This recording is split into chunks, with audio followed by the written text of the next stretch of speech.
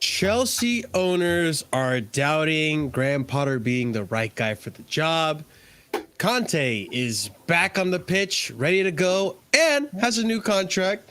And Thiago Silva is injured, but for how long? Welcome to the Casually Chelsea show. Welcome to Casually FC. Thank you guys so much for being here today. I am your host, Marshall DBX, accompanied by Ahmed, Oliver, Real Chris, more people potentially to come later on in the show. But let's get right into it. Before we start, make sure you're smashing up those like buttons. It does help out the channel big time. If you haven't already subscribed to the channel, make sure you subscribe. Get us to 1,700 very soon. Memberships is a new thing. We have 4 different tiers starting at 99p, very affordable. We're 2 more memberships away from unlocking a very awesome and a very special emoji that you guys are going to enjoy using. And it does help out the channel tremendously. YouTube has been a little iffy with monetization, so any help you guys can show, any support through Super Chat or memberships does help us out greatly. Listen, the lights don't stay on by themselves, okay? But thank you guys so much for considering that. Make sure you check it out. And check out the links in the description so you can see my content, our Twitter, Surfer's Twitter, Sarcasm City, all the fun stuff. Check it all out. It's all there for you. And leave a comment if you're watching this in the future. Let us know what you think about the show. Anyways, let's go ahead and get this show on the road. Let's start off with Thiago Silva news. Fabrizio Romano reporting Chelsea statement on Thiago Silva was confirmed that he has sustained a knee injury, underwent further assessment scan, and it damages Thiago's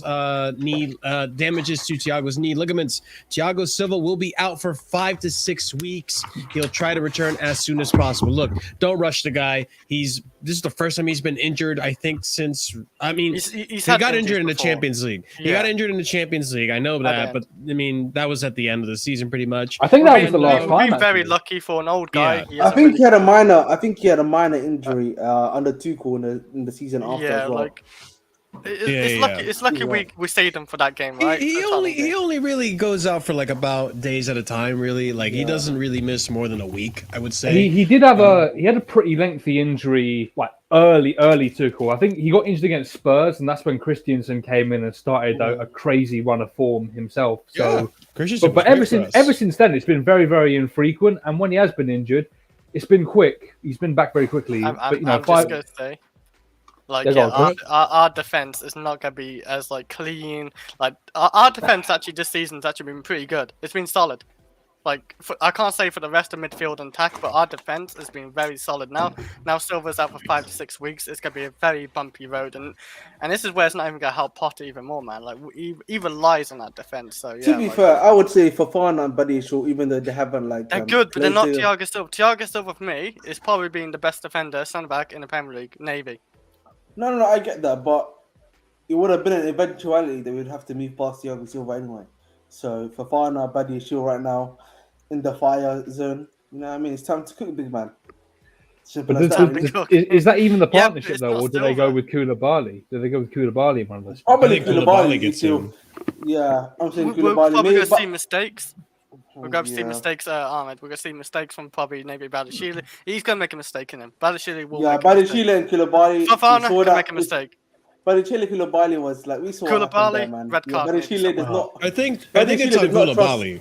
Yeah, ultimately, it's on Koulibaly because, sorry, Ahmed, I didn't mean to cut you off, but I think it's on Koulibaly because what I said last stream is that Koulibaly is the experienced guy, and Badiashile kind of takes on, kind of follows orders or follows suggestions that Koulibaly gives, which is what Thiago Silva does, and which is why he improves the rest of our defense because he kind of just commands that role right in the defense. Koulibaly's going to be in charge of that. Koulibaly's going to be making mistakes. He's not used to the Prem, which is why I think it's the first time when we saw that partnership, Badiashile look a little shaky. But look, I think Koulibaly's regaining some confidence. I do think we can still keep some clean sheets. In fact, this is a good time for me to bring up something. I'm starting to think we should bring back the back three. The only thing I'd say to that is that with this injury to Silva, we don't have enough centre backs to play a back three. Yeah, we do. Well, we technically do. Okay, so you have you have Chalobah, Koulibaly, Badiashile, Fofana, and so that's 4 centre backs to play. That's 4 fit centre backs to play a back three, and I guess you could add Aspi and Cucurella if you wanted to, but realistically, do we want to see Aspi and Cucurella playing as centre backs? I don't want to see Aspi anyway. Not Aspi.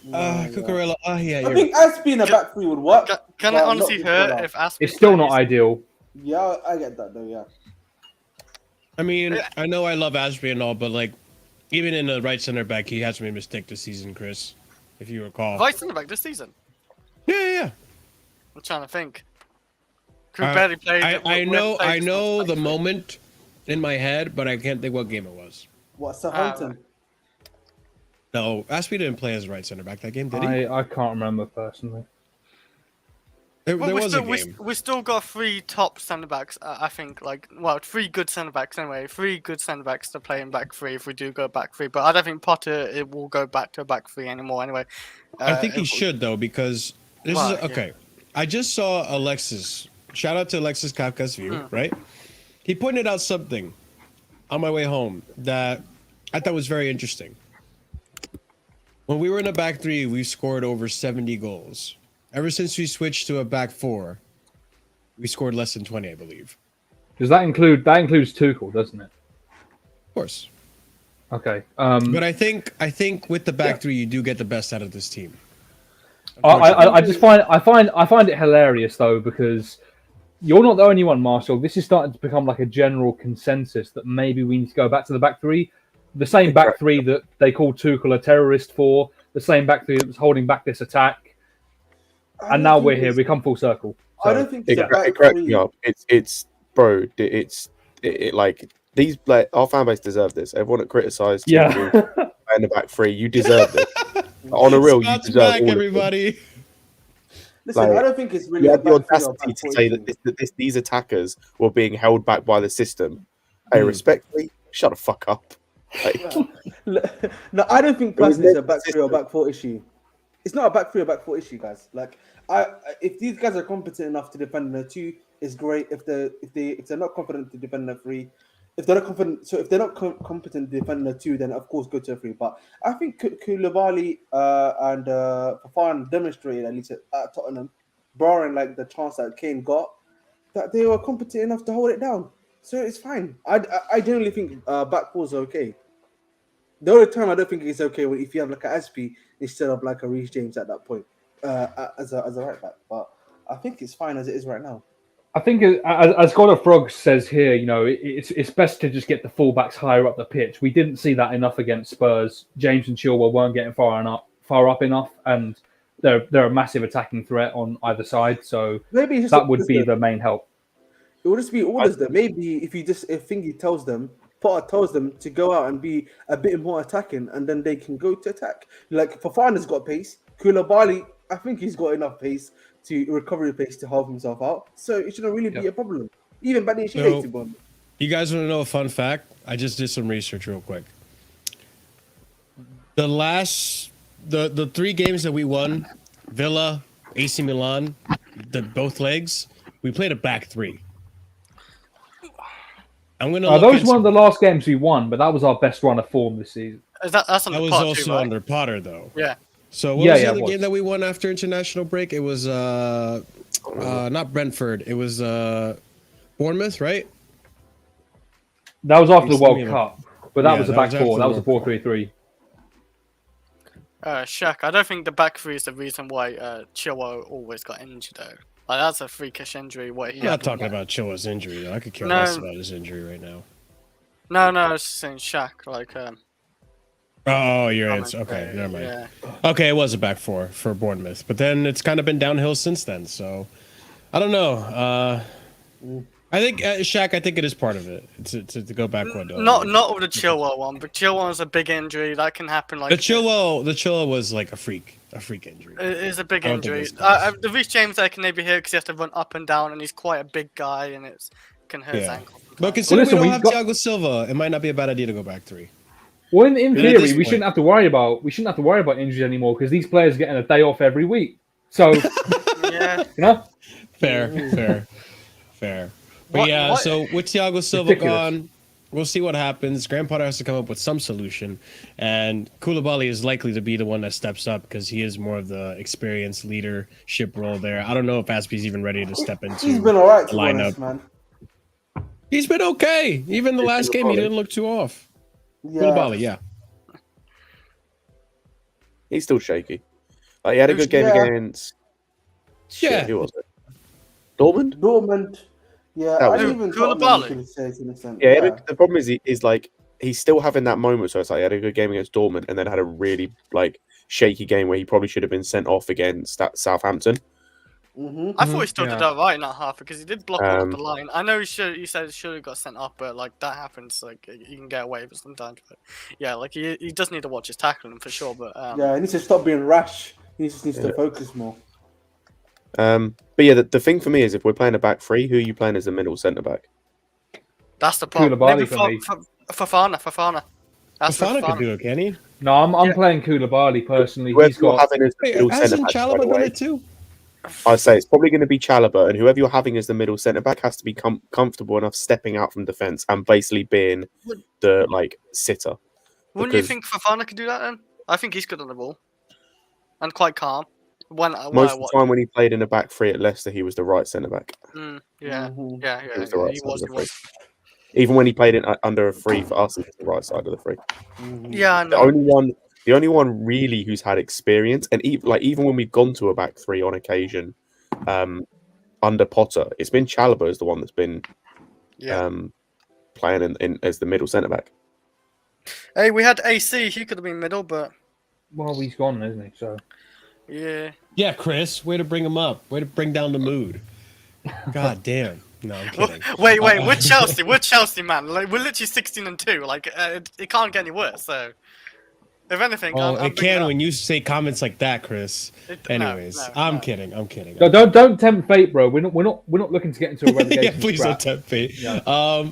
So okay, that's on Thiago. Let's move on. We have a few topics to talk about before we get to the big Potter talk, which you know is going to come eventually. But that's at the very end, guys. So if you're here for Potter talk, or if you're here to have a little break from all the Potter talk, you come to the right place. But if you're here for Potter talk, wait till the very end of the video, okay? So let's talk about this new division of Chelsea, the Chelsea Fab. Let's read it. Let's read into this. Let's read into it. What do you mean it's terrible? It is what I don't know what this is.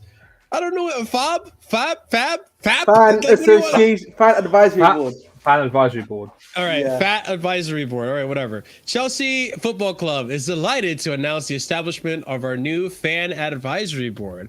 The fan advisory board is an initiative to help fulfill our promise to be pioneers in fan engagement. Didn't we already have this already? Wasn't this already established? Like during I the era? thought that like the closest thing we have to this is the Chelsea pitch owners. I thought. Yeah. But Wasn't there like a Chelsea like fan consortium or some shit?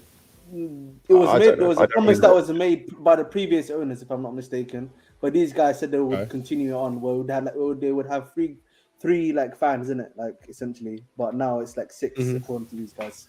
So you've got 6. Yeah, I was going to say there was something like this to a lesser extent before. Yeah, but it was only with 3 people. Previously, it was only with 3 people. Now there's 6. 3 of them are from the Chelsea Supporters Trust. And the other 3 are chosen at random. You can apply for them. So I can. Oh yeah, the Supporters Trust. What isn't that like? What was the thing before? Like no. It was random. The one before it was like you could actually apply for it, and then they would choose you essentially. It's the same now, but essentially what's happened is that the 3 extra slots have gone to the actual Supporters Trust, which is like the main Chelsea Supporters Trust guys. You know, the ones that like give the little special messages about tickets or like when there was the rickets nonsense and that sort of stuff. You can pay £5 a month for them. So I mean, this is nice. I guess I started laughing because imagine who we would have represent the fan base. I could see.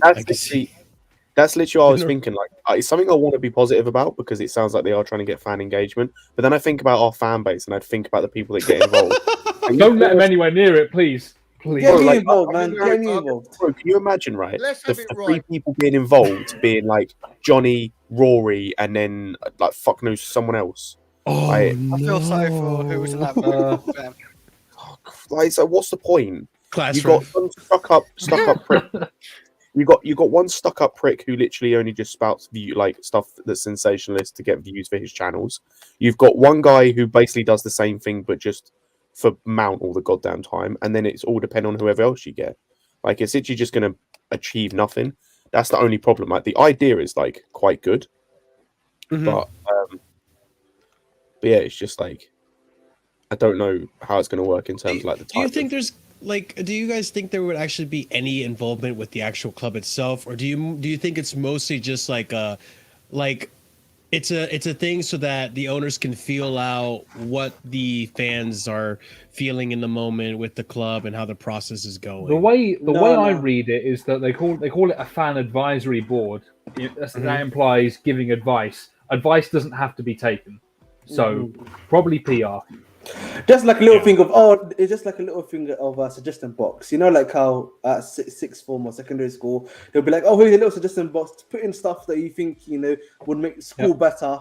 But they, when they finish the end, at the end of the day, they get the box, they throw it in the bin. Finito. Yep. It's like a checkbox. It's to look good, really. And I think they're trying to get an independent regulator for football in England. So like that's one of their initiatives. They want to get fans involved. So it's becoming more of a checkpoint for all of the clubs to have something like this. So without it actually being legitimate, they can say, "Oh, we've got fan involvement. We take it. We listen to the advice of these people, even though we may not take it, but we still listen." So that's the way I see it. All right. Well, we'll see how this goes. See how it affects the club. It's going to be interesting, but I like the idea, but let's hope it's more than just PR. So let's hope that we don't get Marco on there, yeah, man. He's saying ZH in. Yeah, listen, my first suggestion is keep ZH at the club. Yeah, finally, you're saying something I can agree with. No, I'm just kidding. ZH can go. You've known this though. Marshall and Ziad going to team up in that one. All right, let's talk about the next topic, which is going to be Chelsea's summer plans that we know of as of now. So let's go ahead and reveal the first tweet right here. PYS reporting here, or not reporting, Fabrizio reporting, PYS retweeting it pretty much, or quoting it. Chelsea will be busy on many positions this summer, and many players still want to join this summer as they expect Chelsea to be big in the future. That's very insightful for the players. Chelsea are going to make some time to see the price tag of strikers, who the manager is, and who the right fit is for the project before deciding on the number 9 player, which it's good. Sure, why not? I like that. Next tweet right here from Simon Phillips. Chelsea are now seeing the arrival of new striker this summer as priority. I've been told not completely rule out Romelu Lukaku coming back in and having a chance, which at this point, I don't know. I don't know how I feel about it, to be honest. I would be less worried about summer transfers and fixing the club right now, mate. You know what I mean? But, hey, let's continue. You're right. Let's continue. As for fixing the club right now, Matt Law reporting Ziyech, Oba, Aspie are expected to be allowed to leave. Big decisions could also be taken over Chilwell, Gallagher in the coming months. Mount and Havertz could go if they do not commit to a longer deal. Questions over Koulibaly remain. Okay, I'm not surprised about any of that. Yeah, I think the Chilwell one. Or Ahmed, go ahead. I think the Chilwell one is the interesting one. Yeah, I agree. But the thing is, because I thought they would have kept Chilwell for next season, and they would have at least kept Maatsen in to see maybe is Maatsen, good enough to be like a good left back. And then if you want to let Chilwell go, you let Chilwell go afterwards, to be honest. And then Maatsen could be sold as a homegrown thing, though. That's what I'm saying to you. So if you're selling Chilwell, you're essentially saying we're keeping either Maatsen or getting another left back. Why don't we just keep Chilwell over this Maatsen guy, though? No, but that's what I'm saying to you. So I thought what was going to happen maybe next season, my idea at least was, you would be keeping Chilwell, we would have Cucurella, then you would have Maatsen. You would at least be able to see if Maatsen has like the ability to stay in the league and also play for us to a high level. And then if he's good enough, you sell either one of Cucurella or Chilwell. But clearly they don't believe in Chilwell. So I think the Chilwell thing is coming from the fact that I think it's been reported double that injuries. Manchester City are interested. Also, I think it just comes down to the injury thing. Like, obviously he's fit at the moment, but there's always those injury concerns. And like at the end of the day, if Maatsen ends up being as good as some people think he can be, like he's been incredible for Burnley this season. Like there's so many different factors that come into it. Plus, as well as you mentioned, the homegrown thing. Like he'll count as the one of 4 players that we need in the squad that come from the academy. Which means that because he's in here, it's easier to get rid of players like Gallagher and Mount, which I think a large portion of the fan base want both of those guys gone. It makes it a lot easier to get rid of them if you've got another homegrown guy in.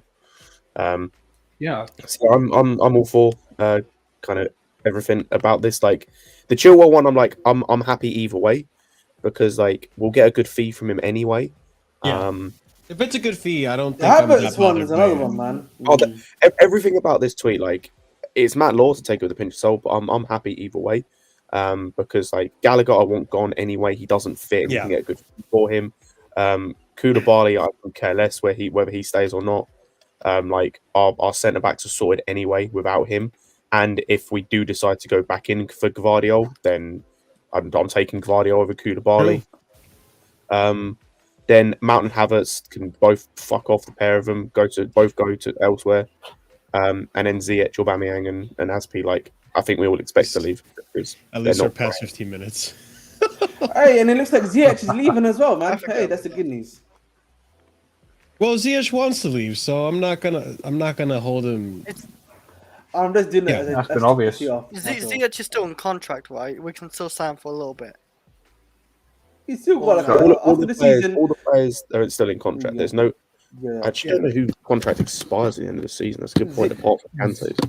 At the end of this season, it would be. This expires next year. It would have been just Kante and Jorghino, to be honest. I suppose Kovacic mentioned this because and Ahmed, it was Silva before he extended. Of course, but obviously Ziyech probably would have happened as Aubameyang, of course, as Biliqueta. Maybe if Barca still want him, he can go back to the Sun, There's 2 players whose contract ran out at the end of the season. One's Kante and one's Bettinelli. Bettinelli's probably going to get another contract extension, probably. I don't know, man. Like, we got Gaga Salina coming through. Yep. Yeah, that is true. Chilwell and Gallagher probably got to go. It looks like Mount Havertz. I don't know if Havertz can be sold this summer. You're just gonna have to hope and pray someone in Germany gets desperate and goes for Havertz. And Mount, there's like, listen, Liverpool's waiting in the wings, isn't it? So just give Mount to them for 60 million. Specifically, no idea how much I want Liverpool. Just Liverpool. Don't believe the other fucking rumors that it's Man City and who's the other team that's interested in United? It was like City, United. That's bullshit. That is some sus watch right there. United might be. United maybe. I would say, but no. To replace Eriksen. Who did you get in for? And where does he play? Like he already doesn't. We already have spoken about Mount in terms of the way he plays. He doesn't fit a 4-2-3-1, especially a high possession 4-2-3-1. So where the hell is he fitting in Ten Hag's system? Yeah, fair enough. Don't they play 4-3-3? No, they play a 4-2-3-1, or sometimes they play 4-3-3 sometimes. At least sometimes, but when they do a 4-3-3, it's like a 4-1-4-1, and Weghorst plays as a centre mid. Oh shit! Really? Yeah, they're using weird over there. Yeah, Weghorst plays as a 10. Yeah. When I watch, I have no idea where he plays. To be honest, Mount will never play for United. I'm sorry, he's not. He can definitely play for a Liverpool team, and I mean, in theory, with Mount, the only positions he can play in that United team are on the wing or as a cam. And what, you're going to get in the team over Rashford? You're going to get in the team over Fernandes? No, he won't get over Rashford or nothing. Yeah, for sure. But even Fernandes maybe it's a bench player. I think he actually expects way too much of himself. Like he thinks he's like this big guy because obviously he like did really well in the Champions League, but you can't like just like live off that for the rest of your life. Like you have to play consistently. This is the difference. Like when they try to compare Frank Lampard and Mount, this is the difference between Mason Mount and Lampard. Lampard just kept getting better and better. And only one person does the Lampard I know, thing. but we know. I know, but like I'm just saying, like. Lampard's consistent. He gets better. He doesn't just live off one moment. He keeps winning Premier Leagues. He keeps winning trophies. He isn't a bottle job when it comes to like a good chance either. But yeah, like that's the difference between the two players. And this is where Mason Mount has to get out of his own ass and think he's like this big player for Chelsea. He ain't that guy. Like he's a squad player. He could be a star if he actually gets his act together again. I don't know. Like but yeah, like that's how I feel with Mason Mount. I do want to ask you guys, and try to be honest and unbiased in this answer. Would you consider giving Romelu Lukaku another run? No. No. Genuinely, no. Just, no. He's been shit this season. He does not want to come back. It's not going to work. Even if we try it, it is not going to work. He doesn't have the motivation for it. The fans don't have the love for him. His ego is too big for the dressing room. It's not even about the emotions of it. Like he's just been shit this season. Why don't want a shit player? And that he's washed now. He's washed. I'd say he's probably past his prime now. Genuinely, it's not even like about even his school rate. Like if you hear some of the stuff that was coming out from the dressing room, like he was acting like he was bigger than some of these guys who just wanted the UCL, bro. And he's not one of UCL. Mm-hmm. Like, come on, man. Like that, his ego is too big, bro. And like, if these guys are saying they want leaders in the dressing room, they don't want like guys that go to the dressing room. Lukaku cannot be there, bro. He is a disruptor, bro. He's the ultimate disruptor. Well, listen, I'm on the fence because I feel like I agree with Ahmed. I think he would be a huge disruptor, and that ego would be problematic in the dressing room. I feel like a lot of issues arose because of Tuchel, though. Not blaming Tuchel. I just think that Romelu and Tuchel didn't see eye and eye. What's the excuse now at Inter? Because he's been shit there too, Marshall, remember? He was injured. He has been injured for the majority. When he's played, he's been very poor. He's 103 kg, big man. Come on, bro. It sounds like a lot. I'm sorry. American metric system. I'm sorry. I think that's like 250 pounds, I think. Jesus. Okay, never mind. I'll keep him. He's just shit as well. Like, he's just not a very good player. He doesn't fit in any way, shape, or form. I mean, if we are going to keep Potter on as the long-term thing, Potter's never really played with a number 9. He's had Marpe, he's had Welbeck. He's not had a Lukaku type ever, and he's not mobile. We see with the way that Potter sets out his lineups, he wants a mobile striker. Hence, Aubameyang not playing and Havertz playing instead. And even we saw Fofana play instead of Aubameyang. Right now, he is 227.076 pounds. Okay, Alex. Can someone send Alex the link? I thought he was in the group chat. I thought he was in the group chat. I'm not taking Tammy back either. No.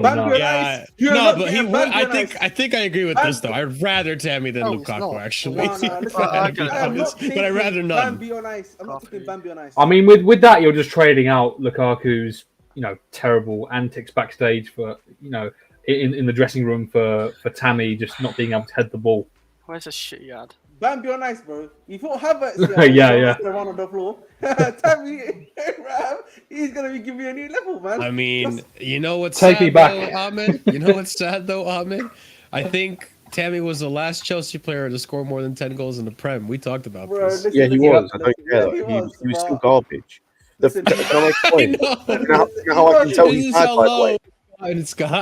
How bad I can tell it. The fact that Jose Mourinho has had him for 2-3 years now, and he would prefer to play Belotti and Dybala. How many goals he scored this season in the Serie A, Marshall? I think he's only scored 7 goals in Serie A this season. If I'm not mistaken. There was a stat I think it was last year that Tammy Abraham had hit the post or the crossbar more times than any other striker in the whole of Europe's top 5 leagues. I vaguely remember that. Yeah. Yeah, Like, I agree with you guys. Why? Why do I want another wasteful striker up front? Bro, again, And the worst thing is, wrong. if we went back in for him, they would try and they would ask us to pay the buyback option, and that's just extortionate. Yeah, they'll probably charge us an arm and a leg. No, Marshall, we have like a scored. buyback option of like between 60 and 80 million. So Oh, they God. just say pay it or was go away. ridiculous. Yeah, it's a ridiculous I'm buyback clause. gonna too. keep it. I'm gonna keep it 100%. Listen, you better getting the Ferguson, Ivan Ferguson kid from Brian than getting these two, bro. Because at least if that guy, he can mold him at least, and he can get some sort of like GNA from him. But Tammy Abraham, Bambi on ice. I was going to say, if we're going to put our Ahmed, I go on better. If we're going to put our energy into a dark-skinned, striker, I'm giving all that energy to Fofana. Like, Yeah, mate. True. I don't understand. Like, genuinely, he's it, yeah. like that's what I'm saying, man. I don't understand. Like, Tammy Abraham. You know, I lost faith in Tammy Abraham against Tottenham when Reece James put two perfect True. passes at him, Sponge and head. he That's when couldn't that head. name He manifested. couldn't head the Oh, ball. I lost it, bro. I lost it, man. I can't find Redneck Blue. What the fuck? I say, I've never seen someone so tall, so unable to head the ball properly. And you know what it was? Yeah, Tammy Abraham was I only found like our first half of the season player. found He him. barely scored in the second half of the season for Chelsea. Actually, remember, I think like We had Giroud back then. Those are the days. Yeah, Those you were know, the he days. like I think he scored like the majority of his 15 goals in the Premier League in the first half of the season. And then, He like, scored 7 three. goals in 3 games one Yeah. time. He scored 3 goals in the entire second half of the season. Bro, so he was basically what Ronaldo was for United last season. Yeah, literally. That was that was the season before Tuchel, by the way. Yeah. When I Yeah, can't Lampard message was, Alex. Alex, you got to follow me back, prick. That way I'll message you. But until man, then, get I that can't get bold. you. Listen, we don't want can't that bold get you. fraud called Lukaku. Oh, we don't need any more Serie A strikers coming back, with unfinished Oh business. yeah, and let's just not throw it forget out there. Brozier too is going to come back from injury. We don't know how, but I'll have to he is see, gonna come yeah. back from injury. We'll have to see because the biggest thing that Brozier had for him was his pace. I'm sure that knee injury is going to affect that pace a lot. So we'll see. But let's go ahead and talk about the next topic I want to talk about, which is the next potential Chelsea leaders.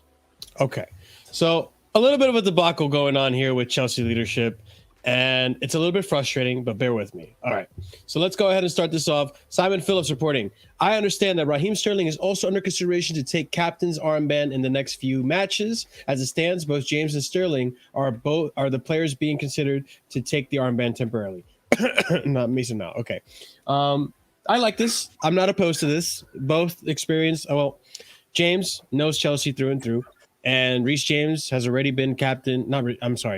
Sterling has already been captain under England and knows the players. And he I believe does at have Man the City as well, he experience. may have captained a few. Yeah.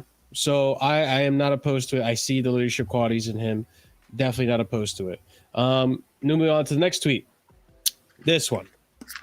Jorghino. I spoke to Chelsea and knew I was no longer in their plans.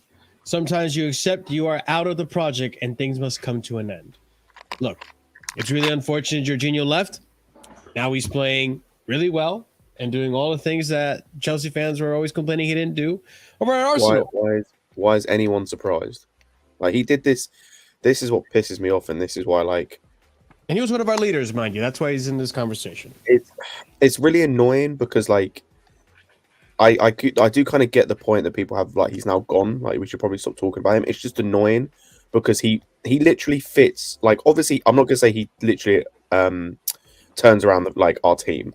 But he fits so much better with what we're trying to do, especially with Enzo, than anyone else we're playing next to Enzo. Enzo's not good defensively, right? Like, he does his job, but he's not that great. And it's just... And all the stuff that Jorghino is now doing in regards to, like the shot that he had from against, what's it called? Against Villa. He's done that before. He did that against Fulham for us. He has done that before. People saying he's never done that for Chelsea. He has. But yeah, it's just so annoying. And as well, he was a leader on the pitch and in the dressing room. If you go and read like interviews, especially there was one recently with Tuchel's assistant. the way he spoke about Jorginho as a leader. Like, this guy is a leader.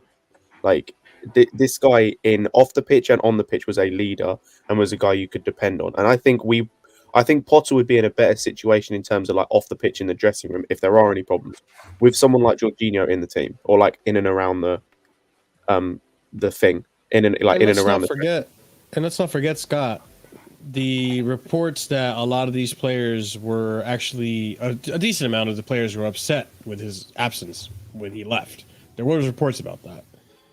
So, I mean, not even just amongst the fans that actually appreciated him, but the players that knew what kind of a player he was and how good he was. But the reason I bring this up is because the irony is in the next tweet. Adam Newsom is saying that I've been told Chelsea feel they need one or two more leaders, and that's something they will look at in the summer.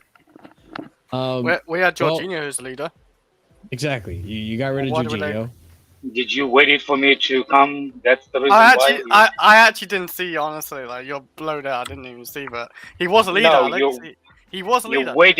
You waited for me to join right in time where you talk about the Jorginho.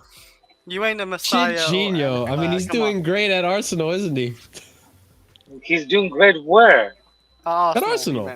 In first place. Good for him. Actually. Good for him. Did he help him get there? No. Yes. He's actually helping him currently. Yes, he is. Yes, he is. No, he's not. He got 3 points. I mean, he's helping them. He's helping them now. But yeah, he's helping him. Yeah, okay. I get what Alex is saying, but like Alex, I think you could even agree right now. Same fucking issue. No Jorginho, Enzo. He's improved that squad. Same shit. He ain't improving our squad on any kind of situation. He would improve our squad, but he helped. Guess what? Would he will be the difference in a season or no? Did I say he would be the difference? I said he'd improve. But that's but that's the whole freaking point about it. It's not though. He'd improve our squads. Like he's improved Arsenal's squad. That's the point. He would be sitting our deep. squad is worse off with him not being here. But I will say, I think that. Of course, they improved it because he improved that squad because they didn't have no number 2 at all in the midfield. So he's improved their squad, and he would have Okay. I'll take that. He improved them. Let's move on from Jorginho. That's fine. I don't think even having Jorginho in the squad right now. Listen, I don't think even having this leader, the leader that we sent off, I don't think even having him in the squad right now would even help us really. I think the biggest issue is the manager, and I think all of us can agree with that. And I think even with the attack that we have, that we still need a better manager, and we still need to replace some attackers that I think are causing the issue as well. It would be a little better with having Enzo and Jorginho, but that's my opinion, and I'll never find out. So at the end of the day, will Enzo going forward with Jorginho at the back will stop us getting in trouble in transition? Jorginho is actually good at. But it would make us more creative going forward because both of them get done in transition. Jorginho wasn't. Considering Enzo is getting dribbled at a pass at a rate more than Jorginho was, it can't be worse than what we're seeing right now. Yeah, because Jorginho had to have a babysitter beside him. We actually can leave Enzo alone. I mean, evidently we can't. Clearly, well, why? Why?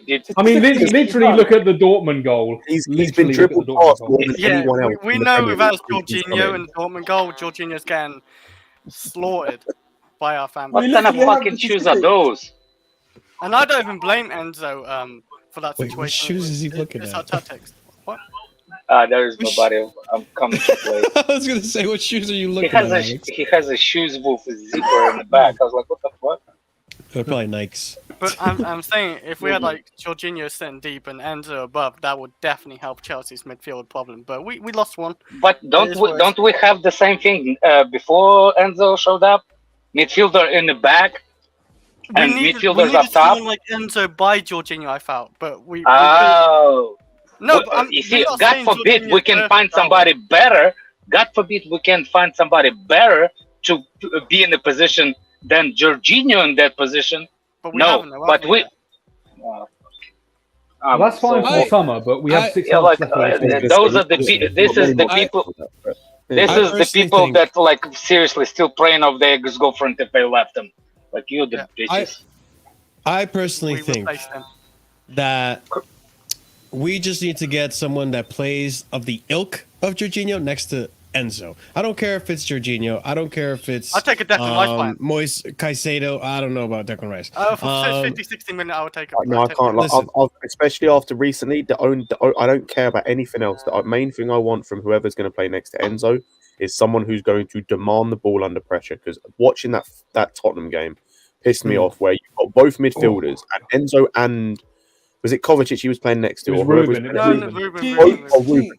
Both did this, and it pissed me off. And I can't tell. It might be coming from the coach, but whenever Fofana or Koulibaly picked the ball up, neither of them were showing for it. Neither of them demanded the ball under pressure, and it was just it went out wide, went back inside, and it pissed me off. And that's the one thing that you can say Jorginho would do.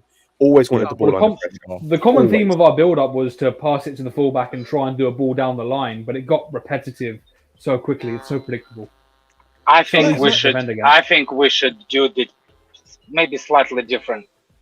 Hear me out. What if we will get the manager to change, and then maybe we can find the system that better suits the players that he wants to play, instead of see what he can do, what he can't do. No, I agree. This is one of the problems. This is one of the problems with Potter. He's using Enzo in this role that is completely counterproductive, both defensively and offensively. Which is why I bring up Jorginho, which is why I bring up a CDM, because what I want essentially is someone that can sit so that Enzo can play more as a number 8. I don't want to see Enzo really as a number 6, which is what the role he's kind of been given at the moment. He's been a number 6 that kind of, pushes into the attack, and then he gets done in transitions, because Ruben Loftus-Cheek, let's just have it right, is not good enough for that position. He's not the one. He'll do a job, but he won't do it consistently. He won't do it as good as a Zach. I mean, thank you for bringing it up. Zachariah was not a bad option in that position. I would like to see it. And I also would like to see... He came on, so yeah. He did come on, and he looked decent when he came on. But on this topic, which... When we are 2-0 down, what the fuck is he supposed to do? It was terrible timing. I completely agree. But on the topic of Zachariah and on the topic of someone else that I want to see in that position, let's talk about N'Golo Kante. It doesn't make a difference. Well, it might not. It might not. It might not. 5 minutes in, the hamstring's gone. It might not. We'll see. It might be a new Kante. But real quick, Bionic Kante. Bionic. Chelsea are progressing in talks with N'Golo Kante over a new deal. There's optimism to get it done. Still waiting to decide the length of the contract. Kante's priority has always been to stay at Chelsea because he loves the club. Key factor in the negotiation, waiting for final details. And as for details, not confirmed, but we have rumors that is Chelsea have agreed a contract extension with N'Golo Kante until 2026, meaning a 3-year deal with an option for a further year until 2027. The last details are being ironed out before it's made official. So, yay! Who the fuck is Jorginho? Like, as I said, it won't make a difference because this is non Kante, by the way. Like this, I don't agree with signing him to a new contract, but it's going to happen. It's like good for him. Is what it is. On just playing him and Enzo, though, it's not going to work how people think it is because he's going to have to do the same things he was doing when played next to Jorginho because we're seeing from Enzo, he's just as poor in some instances defensively as Jorginho was in terms of he gets beaten really easily on the dribble, which means Kante is going to have to cover more ground, which is what people complained about him doing when playing next to Jorginho. And people you don't give Enzo adaptive thing. I think Enzo has plenty of time to adapt and become a little more physical, a little more defensively stuff. What I'm seeing at the moment. 2 games, right? 2 games that you see. 2 games, right? Just making sure. And then Kante is going to have to do the same thing in terms of covering more ground that people complained and claimed was the reason why he got injured all the time in the first place under Jorginho. So you're going to have him doing the same job. I like Fairs, I guess. Like, if hopefully he doesn't get injured again. But we'll see. I'm just thinking maybe 2 games can be established that Enzo can actually progress in his game. It's just there's 2 games, and him get spun out of like people. I don't think he actually got spawned against Spurs, but he had the moments where he got cut in possession. But that's not because of his ability. It's because sometimes he overhauled the ball a little too much. In England, you cannot do that. So for me, that's something he can adjust. So he can, because how old is that? 22. Yeah, 21. 21. So he so making those predictions saying, "Oh, we'll not do this, we'll not do this." Yeah, I guess the life will show us what can be done with 21 years old and what can't be done with 31 years old. Like he gonna get faster. He gonna get. My блядь, твою мать, сука, блядь, second Jorghino is пиздец, блядь. Nah, Life was good. I would take like even like I said like a Declan Rice by him because I don't know how often Kante's gonna even play. Like, do you think Kante's gonna play like every game? I don't think so. I think it's gonna be like a rotation. He will get injured if he plays every game. I guarantee it. You know what's gonna happen? What's gonna happen is every single manager is done with Kante. He is gonna get overplayed. You know what Kante's gonna be for Potter? He's gonna be a crutch. I have a strong feeling that Kante is going to be a crutch for Potter. He's going to depend on Kante. You can see it on social media. Everyone's like, "Oh, when Kante comes back," and they did this with James and Chilwell as well. When James and Chilwell come back, we're cooking. Guess what? We're not. It almost seems that like when Kante was in the team, we did a lot better. Isn't it the problem right now that no matter who is at Chelsea, no matter what lineup, no matter what system, no matter what, still we shit, even with James. Like you can see dramatically how we improve with James and Chilwell when by out and when by in last season. Like there's night and day. So how Alex, is it not possible? I know, but I agree like, with that. That's why I'm Potter out. That's not what I'm saying. Like it's like I think it's time of criticizing the players. It's over, especially individuals right now. Like I don't even give a flying rat's ass about Mount. I don't really care about Mount more than I care about Potter getting sacked. I'm not criticizing the players. I've been saying for the past few months it's on the manager to pick the correct players, and if he's still going to play bums, then that's on him. And not only is he in some instances playing the ones that aren't good enough, even some of the ones that we expect to be good enough, like James and Chilwell, some of our new players like Felix, they're all dipping. So I agree. That's what I'm saying. Like the quality, like the Enzo, the Mudryk, the new players, the quality new players that's supposed to improve us. For some reason, all of a sudden saying like, "Oh my God, Enzo got spun." Scott said that Enzo got spun for the past 2 games. Is that because of Enzo, or is that because of maybe the manager should be considering different kinds of tactics? It's because Potter's playing him in a role he shouldn't be playing in. It's as simple as. I don't think it's the role. I actually think the problem us with playing at the back was always the problem when Thiago Silva doesn't play from the back, because Thiago Silva it's the best. It's the biggest thing that Chelsea, even with Jorghino in the squad, Thiago Silva is the one that actually makes those back playing from the back more easily, because Fofana in it. Definitely Koulibaly in it. You see what I'm saying? So, of course, you're going to leave the players like Enzo more exposed, because even if they're trying or not trying to help them, they're going to go long more often than, for example, Thiago Silva, because they're just not that kind of players. So, well, this is where Potter makes his money at the end of the day. He's got to find a solution to this. And I do want to address. I gotta go, guys. I was just gonna say hi. Alex, thanks for stopping by, man. You're always welcome. I'm not joining group chats no more. I don't want my phone to like ding, ding, ding every time somebody farts. Well, follow me, casually. I don't know who. I don't know who the fuck are you on the Twitter. Casually Chelsea. Okay, never mind. You'll figure it out. It's Casually FC. Why are you not following me? I am. Are you? Yeah, I'm not a social media person. I know. For me, it's annoying when the phone goes ding, ding, ding, ding every time. Like somebody farts, and they're like, "Oh my God, this guy did this, this guy did this," and everybody has to discuss it. Anyway, I'll see you guys later. Cheers, Appreciate you, brother. Scott. Don't cry about Jorghino. Life is good. Jorghino, Scott, let it go. Let it go. Let it go. This guy's jokes. So Adam, I didn't want to address this. I don't trust the owner's football knowledge. It's all a cash cow. We need 15 players and Potter out. Needing Kuku, a goalie, winger, like blah blah blah blah blah. A CDM. Let Scott say it. Let Scott say it. Kvaratskhelia. You're welcome. Thank you. Can someone the Georgian winger from Napoli? Someone clip that so I can put it to the soundboard. So I have to say that name ever again. I seen that name, man. I'm not pronouncing If you want to make it easy, just call him Kvavadona. I can't even say it now. Call him Kvavadona. Wait, did you say Maradona? No, fucking Jesus Christ. Kvavadona. Take the first part of his name, Chris. The Kvara, and then put Donna at the end. So it's like Maradona, just Maradona. Yeah.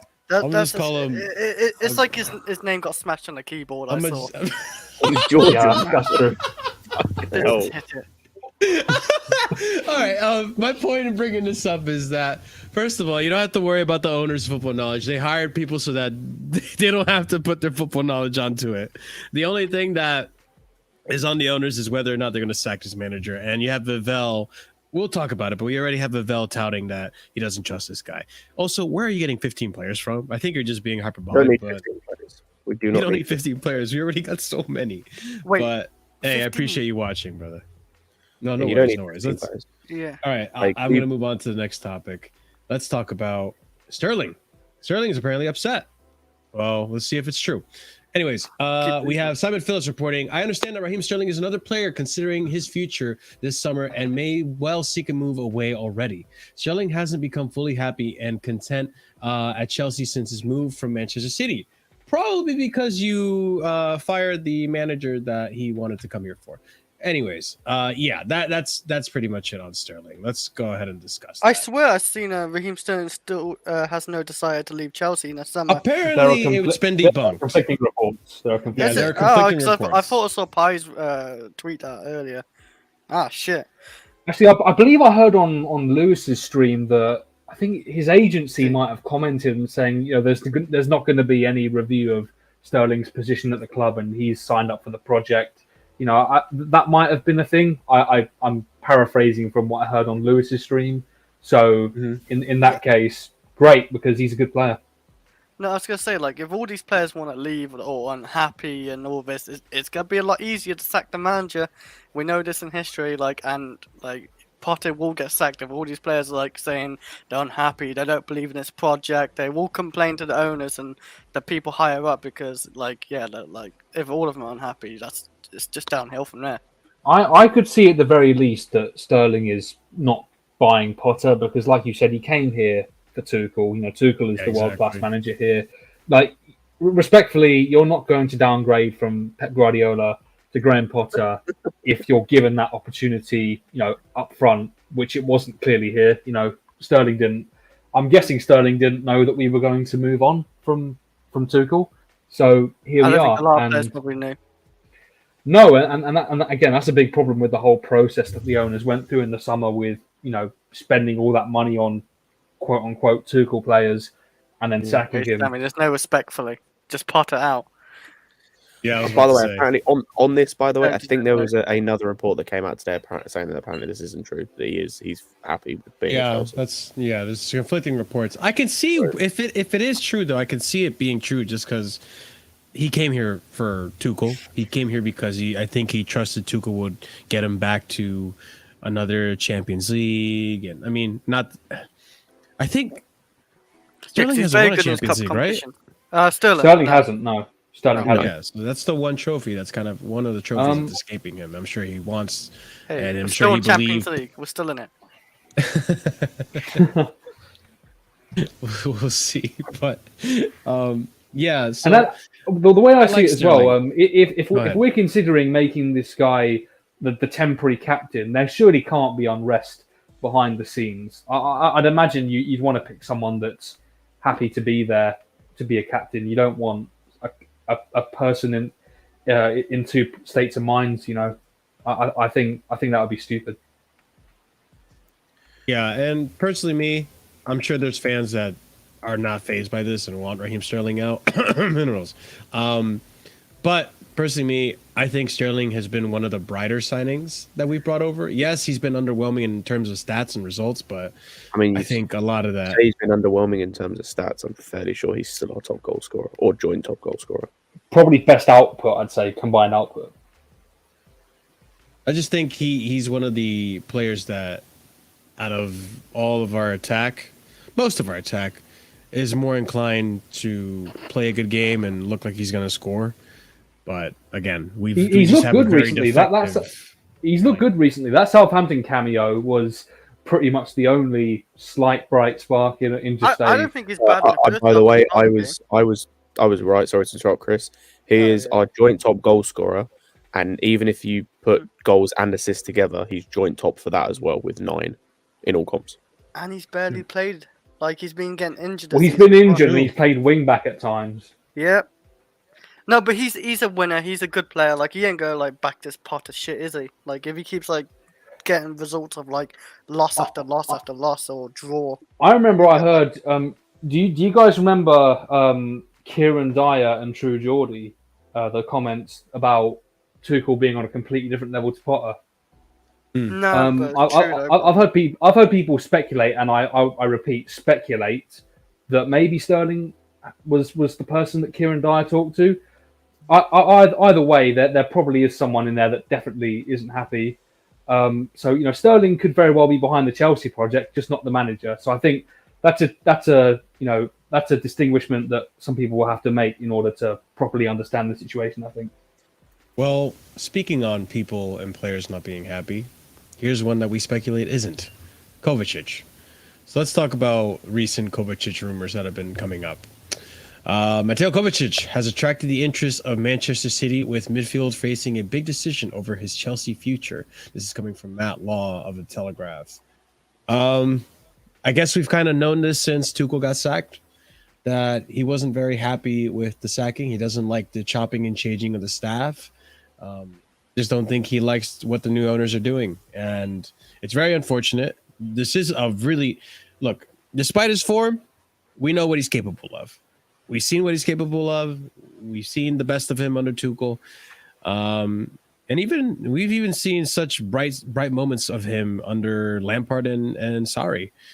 This guy's a really good player. Do I think he fits the system? Whatever system we're playing? I don't think so. But is it him or is it the system? I think it's a little bit of both. I think he's just not happy at the club. I don't think he has a desire to play at this club anymore. I don't think he respects Potter. I don't think he likes what's happening at Chelsea. I mean, for me, the problem's deeper than that. For me, the problem's deeper than that. You want to talk about him fitting the system and all that. How can we even assess that when he is barely available to play? That's my biggest problem with Kovacic at the moment. And when he does play, he's been pretty horrible this season. It's just really weird, isn't it? Because he played seven full games in the World Cup uninterrupted, and now he can't even put a run of 2 games together at Chelsea. Like, it's just, it's unreliable. Was it West Ham game he played? West Ham. Yeah, where him and Enzo played together. I don't think he played that bad. Like, he was actually creating even more than Enzo that day. And I think it was West Ham. Yeah, he is similar to. I think he is similar to Enzo in ways. Like, maybe them two won't fit together, but like, I feel like this guy gets way underappreciated. Like, over the years he's had at Chelsea, like he's shit, or he doesn't really get goals or assists and all that. Like, they don't really appreciate what a player he is. And maybe like City team, he might look a lot better because how Pep plays. Pep is a way better manager. I think the thing with Kovacic is that while he might look like a better player, and I think he's a good player, don't get me wrong. He's a good player. It's just that I feel like the injuries have caught up to him. Like the level of injuries that he's been getting, like particularly this season and last season, man, it's not looking good, bro. Like the next move that he gets. Go ahead, Scott. I hear the injury. I'm all for Kovacic leaving because I think you can tell his heart isn't fully in it. So it depends on what you're going to do with Potter going forward. But if that report is true, I would not. Don't entertain that offer at all. Do not entertain. No, you can't sell him to a direct rival, man. You have to sell him to another country. I said 50. It's not that, Ahmed. It's not that. If the reports were Liverpool wanted him, I'd happily send him there. because Klopp ruled players, especially midfielders. He would run Kovacic into the ground, like he is doing with Henderson, like he is doing with Thiago, like he's doing with Fabinho. Do not send him to City to work under Pep. He would thrive under Pep. Don't be that stupid. Like even Chilwell, to be honest, I don't really want him going to to City. Oh no, with how Cucurella's been performing, but yeah, go ahead. Yeah, like even now, I don't really want him going to City. Like it's one I have to think about, and it does come down to injuries thing. Like even with Kovacic, he wouldn't be starting all the time. He wouldn't be playing. Like I'm not giving them a number midfielder. So, like, I was gonna say, you know how Kovacic is not looking like interested in Chelsea. Was it the Southampton? Yeah, it was the Southampton game where Aspie's trying to like get the players like more hyped up or whatever, like up for the game. Because after half time, they was looking at the ground. I noticed Kovacic is like the front one in line. He was looking at the ground. He was not like interested one bit. Do you never seen it, Scott, or any of you? It was the whole team though. Really. Yeah, I know it's the whole team, but like... you can see the body language, and you can see, you know, like Kovacic is. It sucks too, because I love never Kovacic. Seen like that. I never seen him like that. And under Potter, after like 6 months or whatever, he's done this to the team. I can't believe he's like made his team like so miserable and depressed, and I can't believe it. That's unfortunate. It is. Well, they do because... look miserable and depressed. If you saw after that Southampton game, they just don't look like the same team. You remember, like poor them. They get days off for being failures. No, no, it's not me saying feel sorry, but like he's actually like killed the team spirit. He's killed it. This is why I feel like he has to go. Like, well, I mean, you keep losing and losing. It's demoralizing. And then you got fucking Paez. Well, you get days off, you know. It's kind of alright, isn't it? Where you see Thiago, yeah, man. Where you see Thiago calling that VAR and Potter just saying that's life. This guy is just he's full of excuses and just like weak and all that. Like, he's not it. True, Alex. I've been actually very curious about what the fuck the point of this guy was. Yeah. The mentality coach. He's not cooking anything, man. Let's give it a little bit of time. Let's give it a little bit of time. He's only got it. I can't tell if you're being serious or not, Oliver. I'm sorry. But he's he's only just gotten here. He appeared on TV at the West Ham game. It's only been a few games since then. I don't expect a wholesale shift in mentality from this guy from rugby, you know, in a few weeks. I think we need to wait and see. He's gonna be reporting back to the owners, I think, because he's not only assessing the squad, he's also assessing the manager and trying to give feedback in every single department of the football team.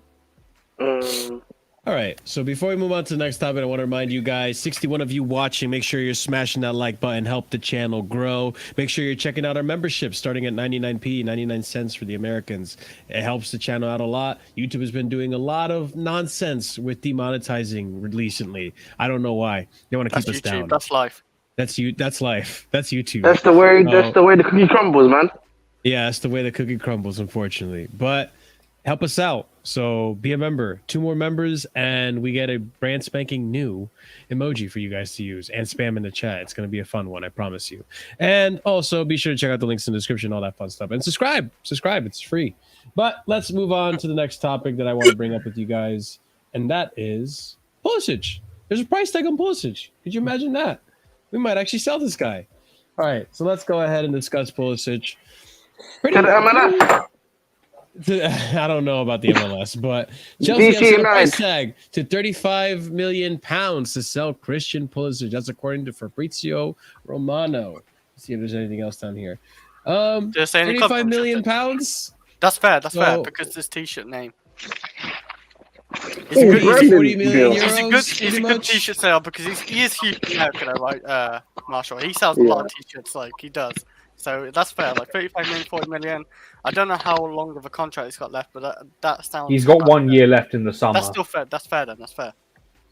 Yeah, and the fact that we've signed Mudryk, we have Sterling already. He's our third choice left winger, and he's 24 years old. So you know, I'd say he's at the very best. Pulisic is on the teetering on the edge of not being young anymore.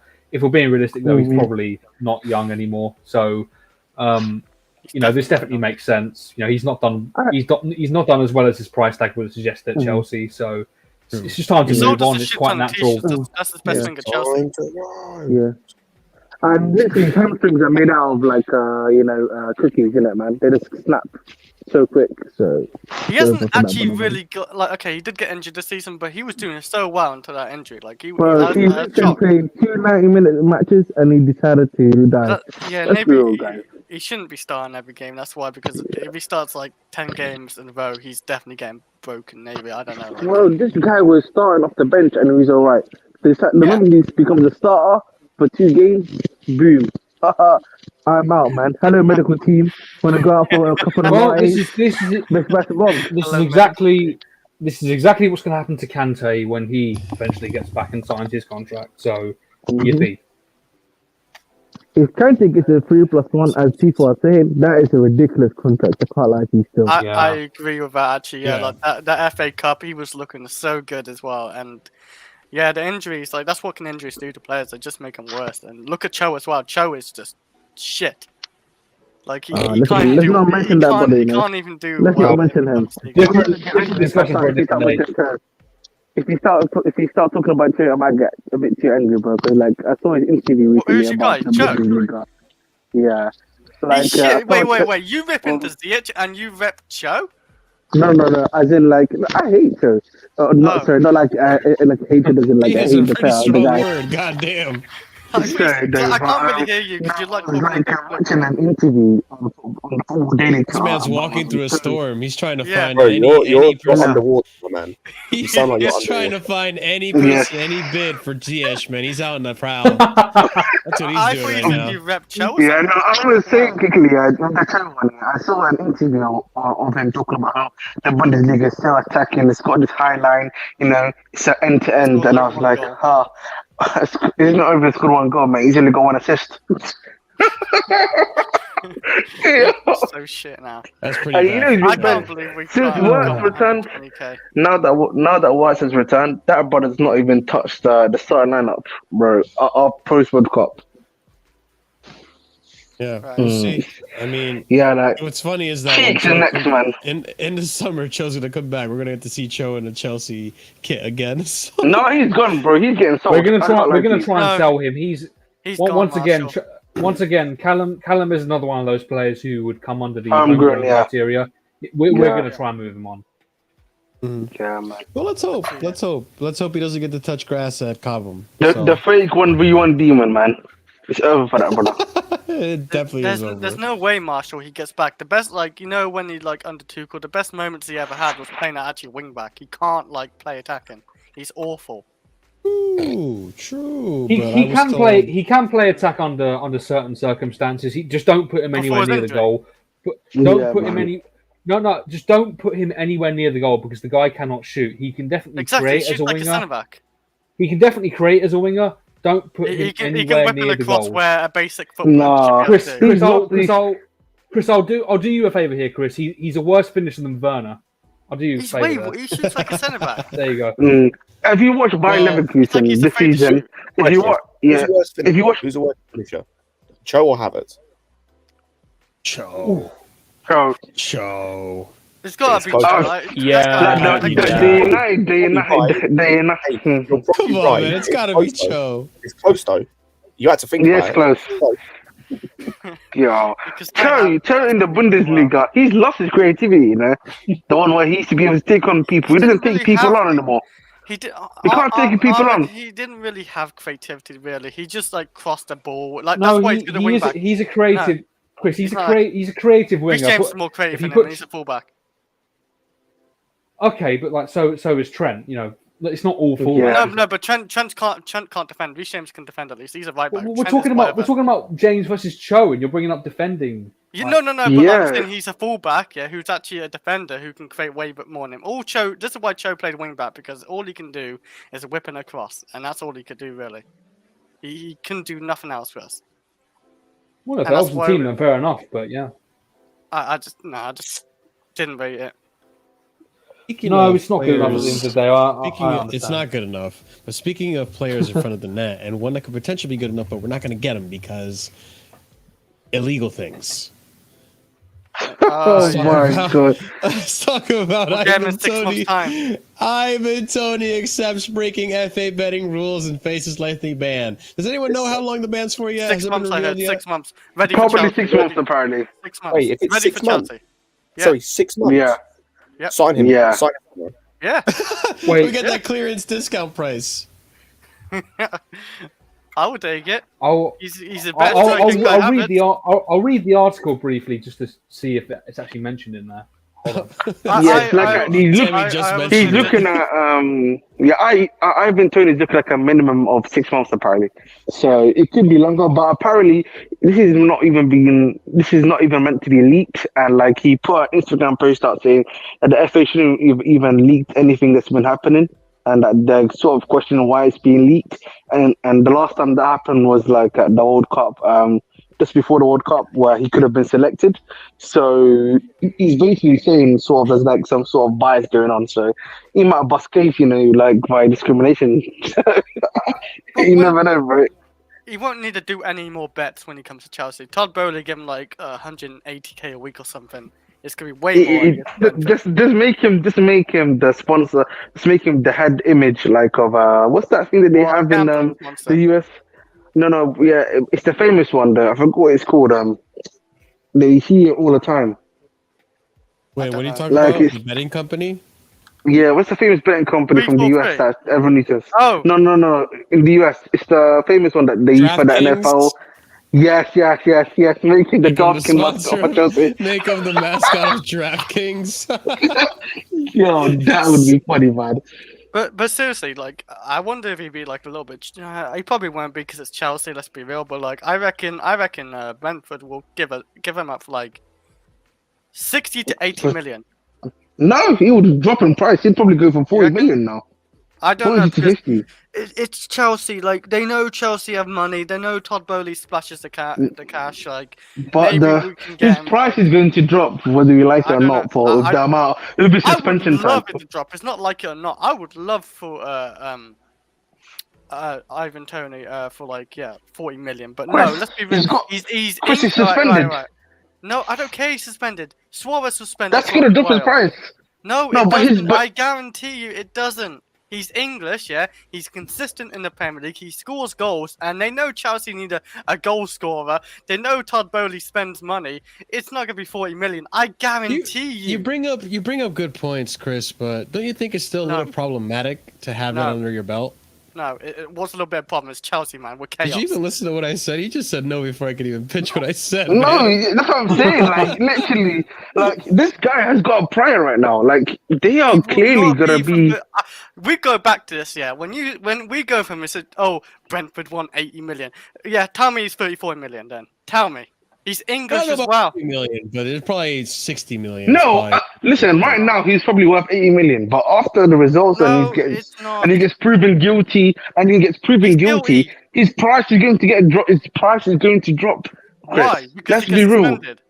It will. Chris, it will. Yes, it will. Chris, it will. Yeah, I will say it's to back myself even more up. Yeah, if it's 6 months, he won't drop. Because he's gonna be available for summer. He can play in the next season. Fine. If it's like a year and a half or a year, maybe it might drop a little bit. But if it's only 6 months, I 100%. He's looking at a minimum. It's a minimum of 6 months.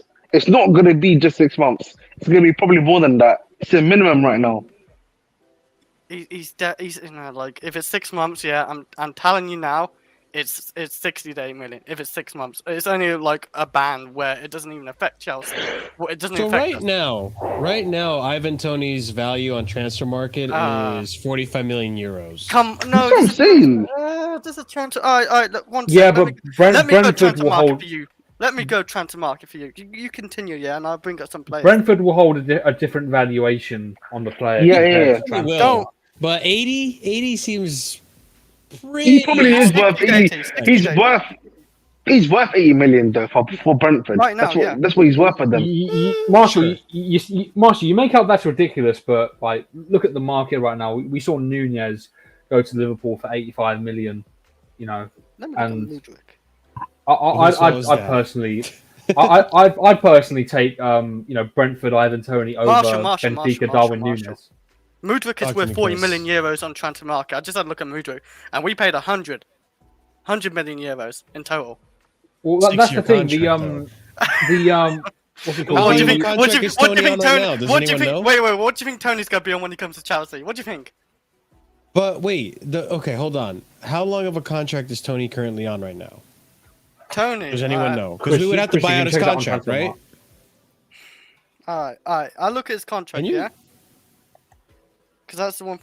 Ivan, Toney, contract expiry. Oh, contract expires 2025, so he still has 2 years left on his Yeah, contract. 2 years. It's solid. Okay, so fair enough. We might get him for 4 years or something like that, and it'll be somewhere around 80 million. If it's 6 Okay. months, 68 million. You know I said it now. I said it enough. 60 is such a weird number. 69 million. Why not? No, 60 to 80. Between that He says range, it's definitely gonna be that. Marshall, I'll tell you what. They want.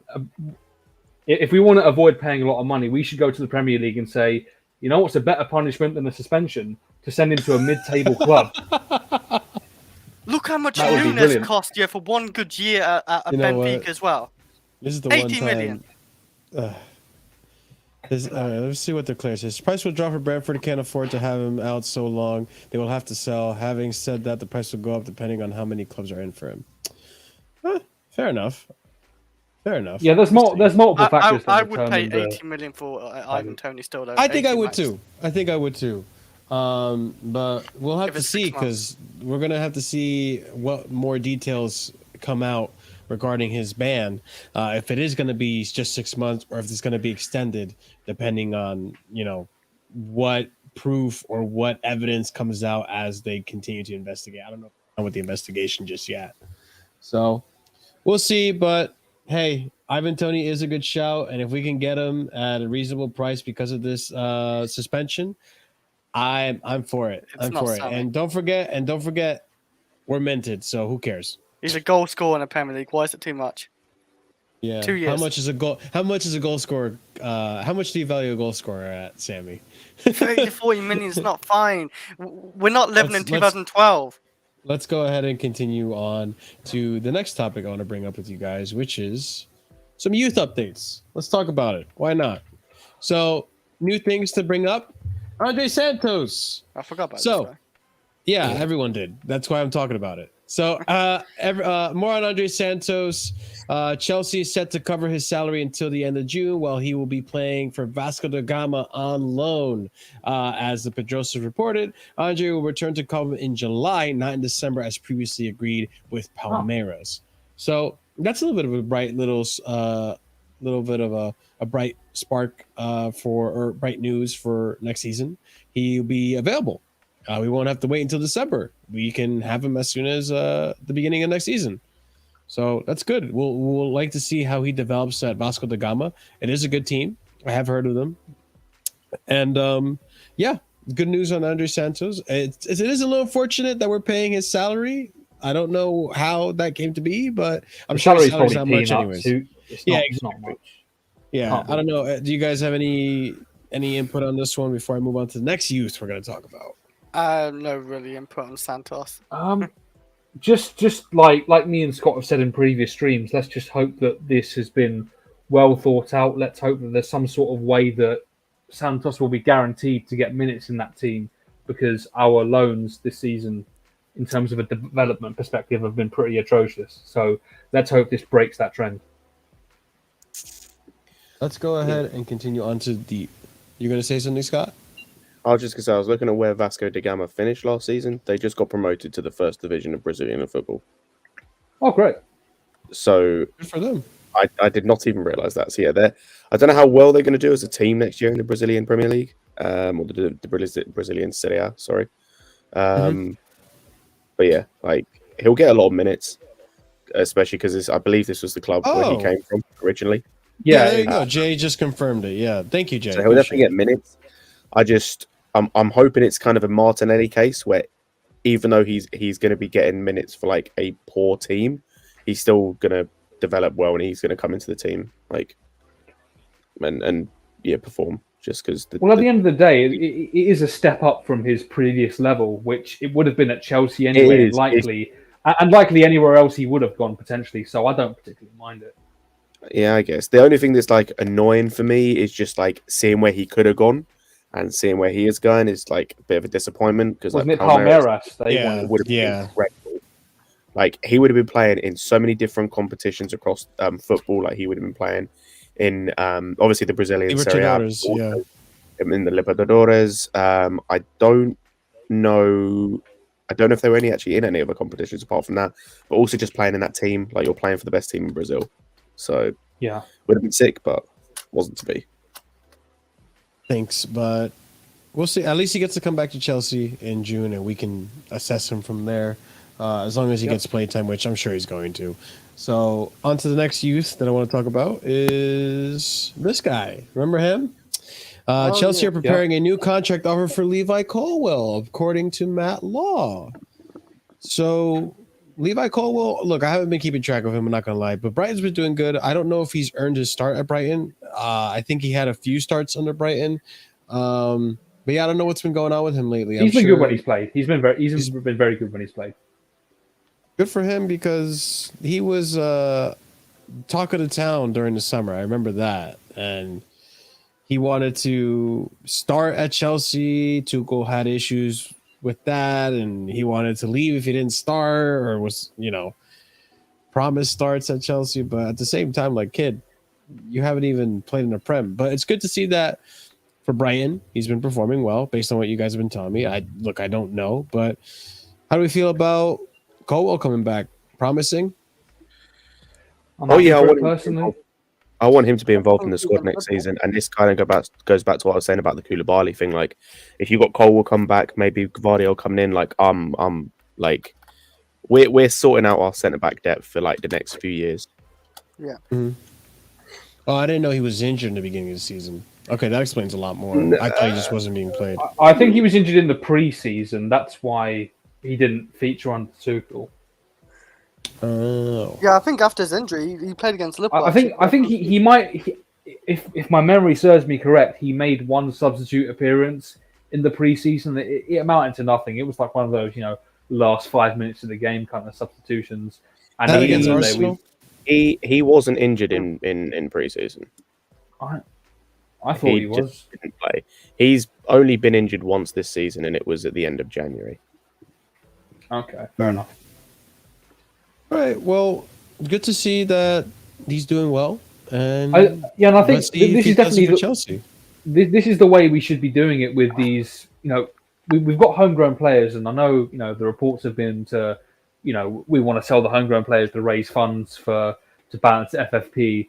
We should be trying to keep some of the gems. Colwill is one of the better ones that we've had, especially as a centre back. He is very, very highly touted, and he's doing it at a Premier League level. So I don't see a problem with this at all. We should be looking at, some of the expendables. They're the ones that need to go more so. Hell yes, I swear to God, I thought you were a Chelsea fan. Well, that is what it is. Oh, well. We lost another good one, boys. He switched over. He's a Liverpool fan now. Or whatever fucking no, if you switch in Chelsea to Liverpool, that's not good. Like, when you jump in one thinking ship. I'm sure a lot of people are jumping ship now.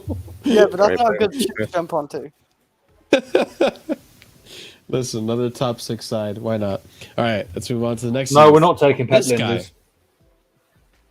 No. This guy right here. All right, let's talk about him. I was supposed to do some research on him before the stream, but I never got around to it. But Chelsea are closing in on a verbal agreement with Independiente de Valle to sign Ecuadorian gem Kendry Paez.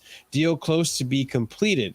Midfielder was born in 2007, one of the best talents in South America. Kendry will be able to join Chelsea when he will turn 18.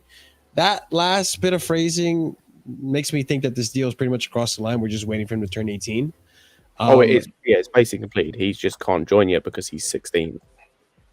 Holy shit! It's like wow, it's really a bit young. It's a bit like Real Madrid have signed Andrey, and he can't play for them until he's of age. Similar. Gotcha. Yeah, like they can't officially join the club until they're 18. Like they can't Has anyone sign seen this guy? I don't even know what position he plays, to be honest. I'll look it up quickly. I know he's a midfielder. He's a midfielder because he's number 10, I would assume. But no, it says in the tweet. Oh, wow, I overread that. But yeah, like I know he scored. He's an attacking midfielder. I was going to say, all I know is he scored a goal literally a day or two after it was announced that we were closing in on signing him. Oh, good for him. He's currently 15 actually. Just to Jesus point that out. Christ. Wow. Yeah. That's crazy. I mean, look, the scouting department is doing their job then. Yeah. If we're getting them this young, then they're doing the job. That's more than I can ask for because, we have a history of really shit scouting. But yeah, I'm happy with this. This is the kind of thing, getting these gems from likes of Ecuador. That's why we brought in people like Paul Winstanley from Brighton. We needed this kind of transfer business to cut out the middleman. And hopefully, we do get this guy. Hopefully it pans out well. And this is only the first of many, hopefully. I mean, the thing is, though, like God of Frogs, like we're always going to be doing youth business because if you remember earlier in the season, we talked about how they're probably going to be signing youth constantly because you don't lose much because you don't pay out much. Worst comes to worst, you sell them for more than what you paid for them. So that's a way for them to make money. Yeah, Jumping on these guys early. You are right. Like we do need guys that can jump into the first 11, but the whole point of what they're doing both. They're trying to get both. That's the thing. Is they're trying to do like the same sort of things like what City are doing, where City are signing guys that go into the first team. For example, like Alvarez. I know he hasn't played that much, but he's gone into the first team squad, or like Haaland and things like that. But then they're also buying guys like the guy they just bought in January, Maximo Cerrone, who has gone into the squad, but he's not really playing. Like he's not playing that much. But it's like they bought him for like 6 million. From Vélez Sarsfield, I believe it was. So it's like they're doing both. That's what these guys are trying to do, and that's what's good. The problem is we just need more players for the first team. Is the issue. True. We'll see how this player works out, but look, I'm happy that the scouting department's doing their job. I might actually during international break, if he gets called off to the Ecuadorian national team, I'll probably keep an eye out on him. I usually like to watch the South American qualifiers, so we'll see what happens. But Good to see. We're making some signings on some exciting youth. Oh, he'd be playing for the youth. He'd be playing for their youth teams, not the. Like I said, he's 15 years old. Yeah, he's very young. We'll see. Yeah, I don't even know. I think you have to be 18 to. Do you have to be a certain age to do? I don't know exactly. Team? I have no idea. I guess I'll find out and I'll let you guys know. But he's probably going to be playing for the under 20. He's going to probably be playing for the under 20 team for Ecuador. Yeah. Like I doubt he's being called up for the Ecuadorian. I'll be keeping an eye out for the name, regardless. I'm sure at some point I'll be like, "Hey, that's the Chelsea kid." But let's go ahead and talk about the second to last topic of today's show, the player standards, the Chelsea standards to be more specific.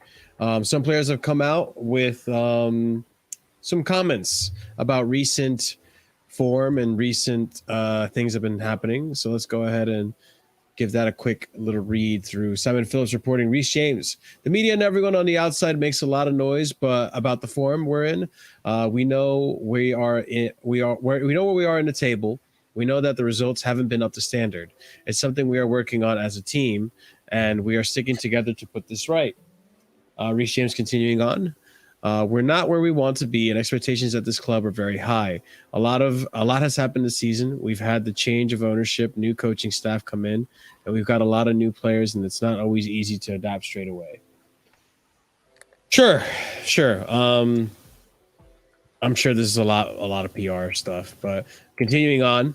Just towing the line as a player at the end of the day. Yeah. So the Athletic reporting, the loss of Antonio Rudiger's strong personality has been felt in some of the quarters, and it is thought he would not let standards deteriorate as badly as they have. Not everyone in Chelsea's squad are convinced the new signings are all up to standard, and this is the part that kind of gets me turning my head sideways and wondering who exactly is saying this. The next tweet might reveal a little of what I think, or who I think is probably saying this. It's probably the players that are being benched. Mount is reluctant to sign contract that stretches beyond 5 years. Positive talks were held in November, but Chelsea's new structure has seen talks fall. Paul Winstanley has met Mount's representatives, Simon Johnson, Liam Toomey, reporting. And here we got Mount's stats this season. Now, to put a little bit of a context to this, after recent performances, I'm not necessarily entirely sure Mount is completely to blame, but I've always held the opinion that Mount was average, and that last season he was voted our best player and our top GA, but the standard for Chelsea overall has dropped pitifully. That is 10 goals and 10 assists or whatever his GA was, 29 GA, that is now good when it used to be in the 40s or the 50s. So that's just me, but I'm sure players like Pulisic, players like Mount, who else has been benched recently that's been shit? I don't know. I'm sure these Aubameyang has been benched. I wouldn't go as far as to say, yeah. I'm sure these are the players that have been touting that, like, oh, the new signings have not been up to par. So, I mean, I don't know what Madueke's been one of our shining diamonds in that right wing position. João Felix has looked great. Badiashiel's been performing well. Enzo's been doing good as well, other than last game. The only like new signing from the January that you can say so far has been a dud is Mudryk. Yeah, and that's understandable considering he played in literal war zone. Like he does some stupid shit. Like I won't lie, there's some elements of his game that he's doing at the moment that annoy the shit out of me. Like he dribbles way too much. Like he tries to beat players. Like it's weird to say because we used to complain that we had no one who was going to beat anyone off the dribble, but now we've gone quite too far the other way with Mudryk, where that's all he tries to do. I don't think the system helps though, because Scott, if you saw against what was the last game again? Spurs. Southampton. Spurs. If you saw against Spurs, literally all we were doing was feeding the ball to the wingers, and it wasn't Mudryk. In this case, it was Sterling and Ziyech, and there was no support. They had to take on 2v1s at all times, and it's just there's no support from the fullbacks from midfield. It's just a very poor team structure overall. I think it's deeper than just the individual player, because no player at this club can seemingly dribble. Yeah, or just on the stuff on the Mount thing. I don't want to spend too long on it, just because I'm tired of talking about him. But sure. But like, it just further proves the point of like he's never been quote unquote proper Chelsea, because like it's when we get like everything about the contract seems to be like not up to what he wants. Like it seems to be it's whether it's the money isn't what he wants, whether the length of contract. Like the thing for me about the length of contract is, if you were a guy who just wanted to play for Chelsea, then I could understand maybe money being a bit of an issue, right? Because you want to have a certain value. There should be no issue when it comes to length of contract, because you'd be wanting to stay here the rest of your career. But it's quite clear you don't. Sure. Yeah. Because you're trying to leave, by the way. If that 5-year contract, say he signs that, he would probably then leave. So he's leaving around about maybe you could argue maybe the middle of his peak.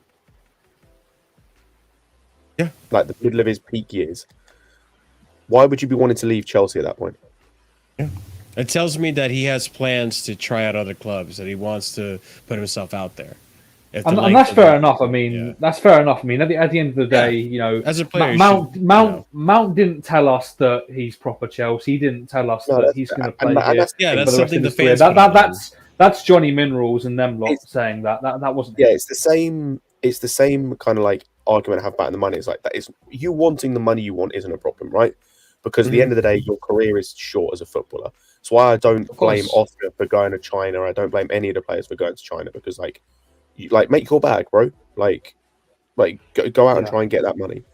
But it's like people have to stop pretending then that these guys like love the club and are all for the club and everything, because they're not. They don't. It's just this myth. And that's fair enough.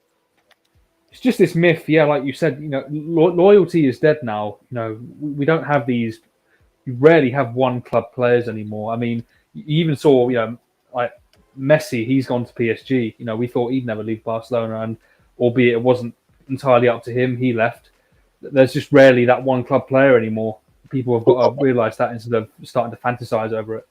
That's the thing, and the one club players that you do tend to see tend to be guys that, like, for the most part, it's not always the case. I'd say it's more of the case nowadays in football rather than it was in the past with players like Totti and whatnot, is it tends to be kind of like fairly average players. Like a Ward-Prowse. Say again? Like a Ward-Prowse. I was thinking like a Mark Noble. Yeah, that too. Yeah. Like someone like that. Someone like a Mark Noble. Someone like, I know he hasn't been here is like the whole time in terms of he had loans, but like a Loftus-Cheek. Like who's happy to be there, even happy to be around the team, isn't going to demand to play all the time. Like I'd say more often than not, you'll get the odd exception for example, Kane. Like you will get the odd exception. Again, when I say one club player as well, I'm not counting loans. Like he was still at the club. Yeah, don't count loans. No. But yeah, like, you have the odd exception, but for the most part, I'd say it's just you don't get the world class players don't tend to stay at the same club all the time, especially as well when it comes to like that club isn't one of the best in the world, which we're not. Yeah. So as I said, I don't really blame him for wanting to go out and play elsewhere, but it's like people need to stop pretending that he is. Yeah. Proper Yeah, Chelsea. he loves. Yeah, he loves the club. He's Chelsea till he dies. All this bullshit. That's all a myth, and as we can see now, it's very clear that he has intentions of leaving the club, and well, not even leaving the club, but he wants more money. He wants a shorter contract, like you said. The signs show, all right. It's not an agenda. It's not the brown envelopes and telling you what you want to hear and all this, or feeding an agenda. It's not. It's just you can tell if you're human, you have two eyes and a brain. You can see by a person's actions how they feel about staying at a club, and it's clear. Otherwise, he would have signed it with Reece and Chalobah by now if he really loved it. So. We'll see. But all right, let's continue on to the last topic. And before we do, nearly 70 of you guys watching, make sure you're smashing that like button. Check out our memberships starting at 99p. 2 memberships away from getting a brand new emoji for you guys in the chat. And subscribe if you haven't already done so. Leave a comment down below. Let us know what you think about the show so far. All right. This is the thing everyone wants to talk about, the talk of the town. Let's talk about Potter. I heard that. All right. I'm sick of this. Yeah. So am I. But there's a few little updates that I want to bring up and maybe some talking points here. Chelsea are still backing, no surprise here. Chelsea are still backing Graham Potter, but are expecting different results, or the situation could change in the next week. This is coming from Fabrizio Romano. I don't know how reliable Fabrizio Romano is when it comes to like the insides of clubs, but you know what? We'll take it. Then we have Fabrizio Romano again reporting. Potter, this is his quotes. Arsenal, we're 2 years into Mikel Arteta's reign, and he's close to getting the sack.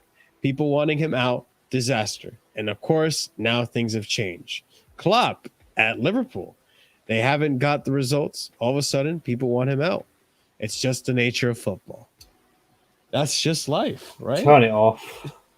That is life. Let's continue. Oh, this is hard for me to read. Graham Potter is going to have to show signs of process. Chelsea are clear. They are backing him, but they want to see progress. And at the moment, Chelsea are regressing. This is coming from David Ornstein. And then another tweet right here from Matt Law. And this is very specific here. Chelsea owners continue to back Graham Potter, but there is now a continue to back Graham Potter, but there is now a growing feeling that the next 2 games will make or break him. It's not just the owner's faith that is being tested either. And I think he's alluding to potentially Vivell having doubts about him now. But yeah. Feeling. Nothing is certain, but there is a feeling, meaning I don't even think Matt Law knows what the owners are going to actually do. But there's a feeling, an aura, a sense in the air that these next games that are going to be Leeds and Dortmund, right? Mm-hmm. And also right before the international break, that could lead to something.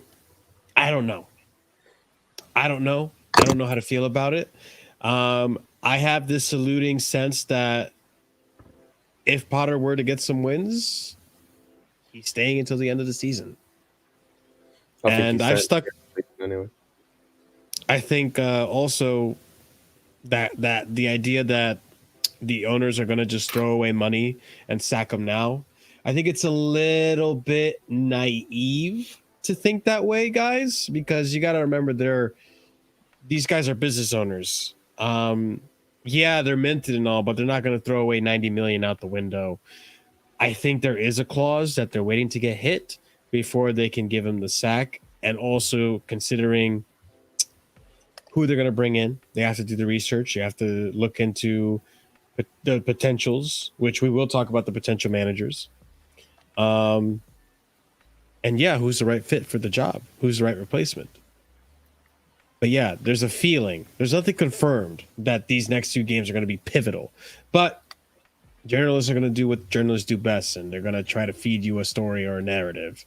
I don't know how you guys feel about the next 2 games. Do you think it's actually imperative? I'm sure it is imperative. I think the Champions League game is going to be a huge one. But I think as long as it doesn't get relegated. I think it's it's funny to see the way the narrative changes from Southampton, where it's unanimous backing, to now where it's results based on the next 2 games. I personally would have binned him off after Southampton, and if not that, then after Spurs. But he's still here. He has to go at the end of the day, and I understand the point of we need to find the right guy. The next appointment cannot be a dud like this. There cannot be a mistake. It has to be someone that's proven and whatnot. But just get an interim in, because we will I promise you, we will be in a relegation battle with this manager. The stats show it. We would be in the relegation zone right now if it wasn't for the points that Thomas Tuchel accrued in the first 6 games of the Premier League this season. So I think the decision is obvious, and maybe they're waiting for a clause, but there has to be a cut-off point before that clause when the season is genuinely in even more danger than we could possibly imagine. Declared, I don't necessarily disagree with what you're saying here. I think they have made mistakes, and mistakes do happen, but they can easily see the mistake in throwing away 80 or 90 million out the window before hitting a clause. I think that was a more obvious one. Let's continue on with more of this Potter stuff. Right here. Chelsea. This is coming from CFC 365 official. Take it with a pinch of salt, but these are rumors. Christopher Vell has doubts over Graham Potter. Other members of Chelsea board have mixed feelings. Chelsea are admirers of Thomas Frank, Ruben Amorim, and Artur Jorge. Mauricio Pochettino is open to joining Chelsea if the conditions are right. I don't know how I feel about any of these managers except for Pochettino, and even Pochettino would be just for us to get some wins. I don't expect Pochettino to take us very high. I don't know how you guys feel. I mean, I don't know anything about Amorim or George here. Amorim, I think, is the Sporting Lisbon manager. Yeah, Sporting. I don't know anything about him or what his style is. I can talk on Thomas Frank briefly. That's just a sideways move. It's literally the same circumstances that we hired Potter in. An up-and-coming manager who's performing well with a mid-table team. And also, one of the bigger things for me with Thomas Frank is that the squad doesn't suit him. You look at his Brentford team, that squad is stuffed to the gills with just pure PNP physicality. Our team doesn't have that. We're a very soft team.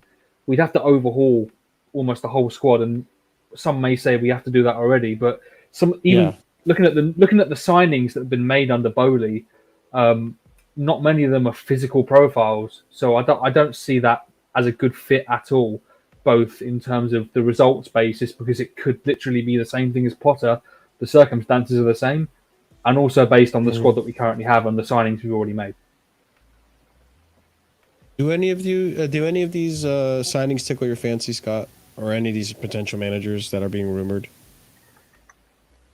I feel like what this tells me, if anything, is that they're not looking for a big name manager. They're looking for a project they manager. never have been, though. I'm not surprised. Like it's not the MO of the people we've got in charge, and I like that in some aspects. I like the fact that they're not just going for like the big name because like I've seen clips of the video that came out with Eunice and George Benson of like Mourinho and Simeone. Like, respectfully, keep them as far away from Chelsea Football Club as possible. I don't want that football at my club. Like, I don't care if it wins us an FA Cup. Like, give it 2 years and we're going to be literally doing fuck all. We're going to have fights in the dressing room. And everything. So I do like kind of this style of like manager in terms of appointment.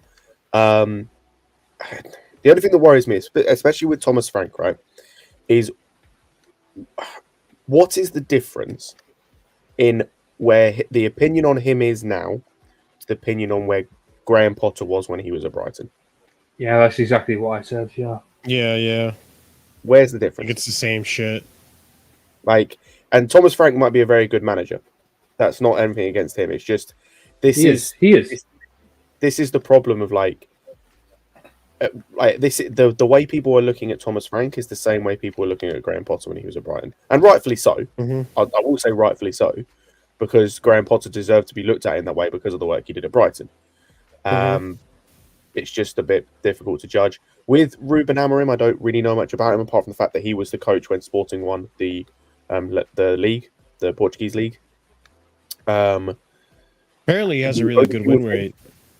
I say the only thing about him that I know of in terms of like system and everything is he likes to play with a 3-4-3, which is what most of the fan base wanted us to go away from.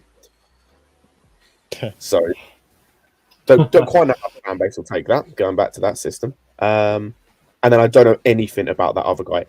I think apparently he might be like, if it's the same person, that he's like 70 something. But yeah, I don't know anything else about him. Pochettino, I don't want at all. I just feel like with him, it's another guy in terms of like he'll be the guy before the guy where it's like I don't think he's going to win anything with us, maybe a cup. He'll set the team up in a perfect place for the guy afterwards, and it's like we already have someone who I think, given enough time, can do that. So why would I want us to replace him with someone else that will end up doing that as well?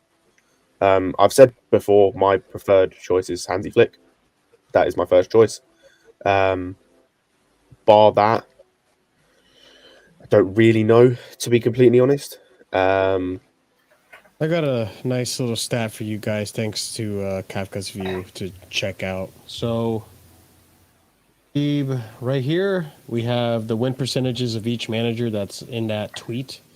Pochettino with Espanyol 33%, Southampton 38%, Spurs 54%, and 65% in PSG.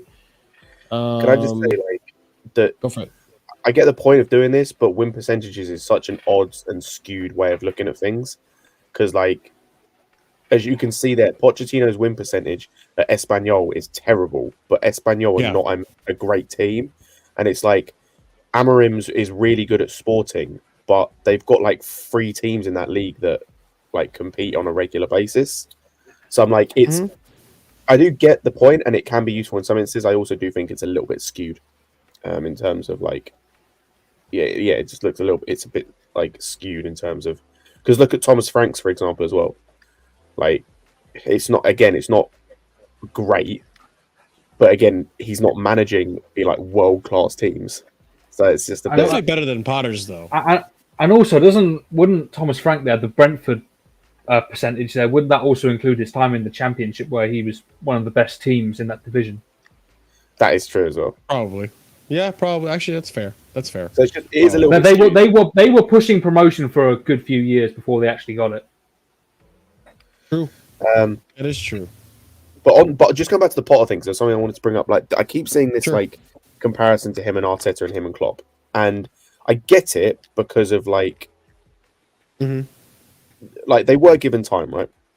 Sure. But there's big context that gets missed, because with Klopp, for example, the team he had when he first took over is a lot worse than what we have now. a lot worse than what we have now. Yeah. Very true. Bad. It was very bad.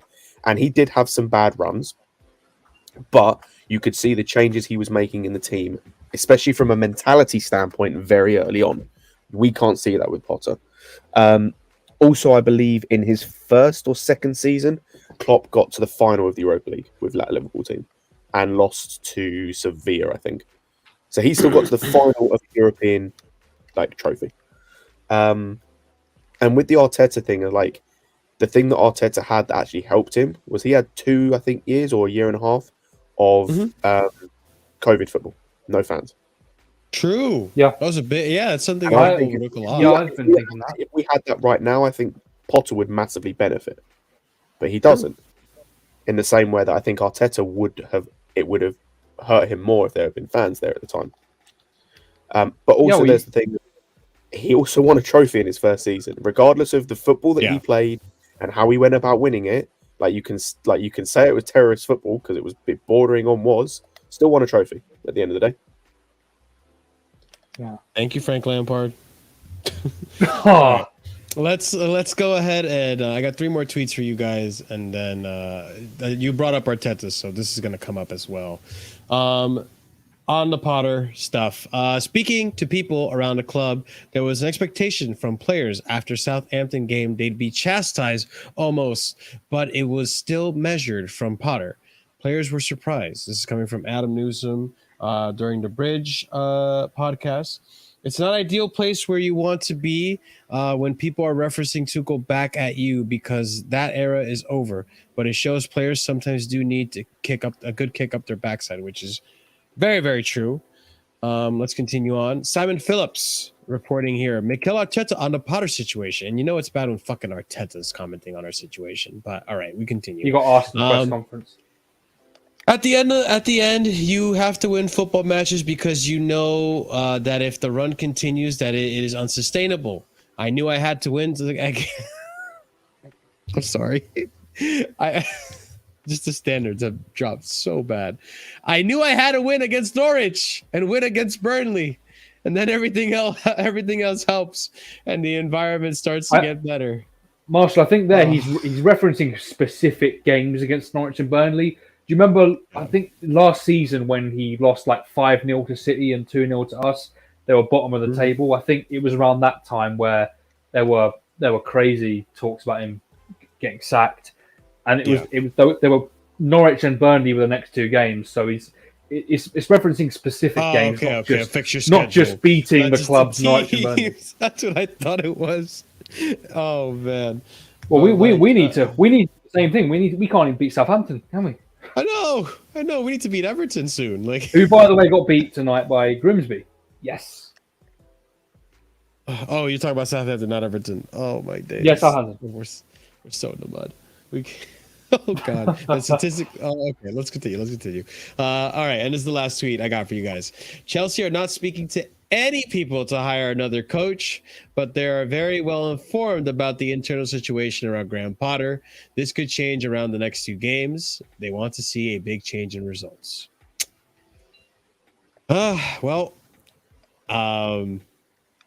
Shit. Listen, if we're talking about managers potentially coming in, I agree. I agree to a certain extent with Scott. I do think there are managers that could come in here and work with this team and not have to disassemble it like a Simeone would or a Jose would. I think depending on the situation and how he feels about football after Real Madrid, I think Don Carlo could be a potential. You never know. I don't think so. He wants to retire. People could change their mind. I don't know. We'll see. He is fucking getting up there.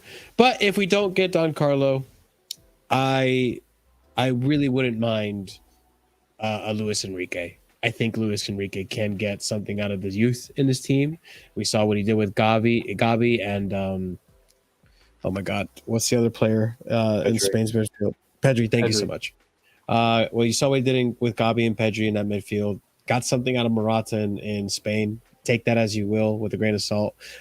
People say, okay, he won a Champions League with Barcelona, but look at the attack that he had. look, there's talent in this team. There's no denying that there's good talent in this team. I think he can get something out of this team. We'll see. He's got an asterisk on his name, but most project managers Who probably doesn't? Yeah, exactly. Who doesn't? So it's really the ones that don't. We're nowhere near getting. They're already in jobs, or they're just out of our league. Yeah, exactly. So unfortunately, do you have a first choice, guys? I've actually meant to ask, like, who are your first choice? Scott said Flick, didn't he? Scott. Oh yeah, he said Flick. Yeah, Hansi Flick. Why Hansi Flick? Yeah, go on, Scott. Yeah, actually, yeah. Why has he? Because hold on, just to put a little bit of a bow on this.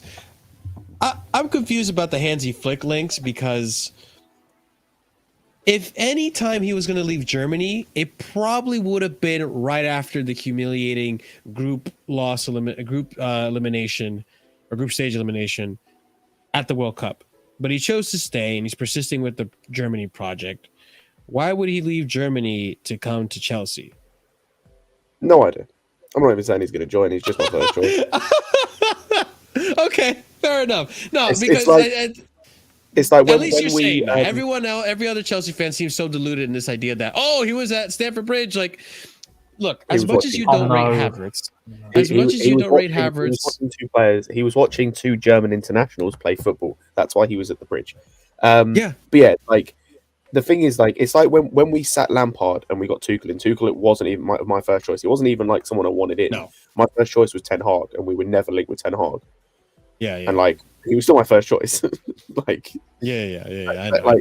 Same way, like, I probably think we will get someone like an Amorim or a Marcelo Gallardo, who I think's been brought up a couple of times, or someone of that ilk, like. But my first choice is like. All right, fair enough. That's fair. That's fair. I get that. But yeah, even back to the Hansi Flick at the Bridge, as much as a lot of the fan base don't rate Havertz, rightfully so because of how he's performing at Chelsea, you got to remember he actually performs internationally. He's actually not a bad player internationally. So yeah, of course Hansi Flick is going to come and watch Havertz. It's kind of without a doubt. Oliver, what are your choices for manager, or what's your first choice? I'd probably have to agree with Hansi Flick. I mean, just from the things I've heard about him, he's a great man manager. From everything that's been said about him, from the Bayern players that he won the Champions League with, he has a track record of bringing in youth when they're good enough. So you look at like an Alphonso Davies who he brought through, and I believe he would have also been around when Musiala was getting in and around the first team squad, not as a starter. Sorry. He was the guy who brought Musiala through. He was the one who gave him his first starts. Yeah, well, there you go. So he's got a track record, it's not just throwing youth at the wall just to see what sticks. And he has his standards. Bayern are a big team in Germany, so he's got to promote people that are fit for the job. So he's done that with two players that are now fixtures in that team, and he's just got a good standard. Coming from Bayern, winning team. Got a good resume. I think he could. Yeah. He's got a good resume in the short time he's been in club management. I think he was like an assistant at Germany, and then he went to Bayern, and now he became the head coach of Germany. So he's not experienced, but he definitely, he has a background, with that Bayern team. So I don't think there's much downside to him. It's just, can you get him out of that Germany? Can you get him out of that Germany job, especially considering that they've got a home tournament coming up for the Euros? Mm-hmm. And to me, it just seems very unlikely, considering he didn't leave after the elimination at the group stages. I think he's pretty committed to staying at the German job. Yeah, he was committed, and they were committed to him. So the relationship seems good between them. I can't lie, like, on the whole manager thing, I don't actually think I'm that worried about it all. Because like, even if he stays, even if Potter stays, like, I trust the other pieces we've brought in terms of like Vel and whatnot, who do have some say over what is going on at the club. Like, I trust that they will be able to give Bowley and Egbali enough advice that like they will make the right decision at the right time. And I have faith that they will find the right guy, even if it's a guy that a lot of the fan base aren't massively high on. For example, whether that be a Pochettino or whether that be like a Thomas Frank or whatever, like I have faith in them because they've shown in the January transfer window and they've shown in their plans and what they're trying to do for the club moving forward that they have the best interests of the club, especially like the people like Vivell and etc. and Joe Shields and whatnot. Like these guys have shown they do have the best interest in the club going forward, and they are trying to make the club better. And so I do have faith that regardless of what happens with the manager, like I've written the season off anyway. Like I just don't care about the season at all. I couldn't care less. Like I'm still going to watch the football. I'm still going to get annoyed when we lose, like for like a little bit, and then forget about it. But yeah, I just have faith in terms of like what they're going to do with the manager going forward. Whoever they bring in, like I just have faith that they have thought it through. And it's not just a rash appointment.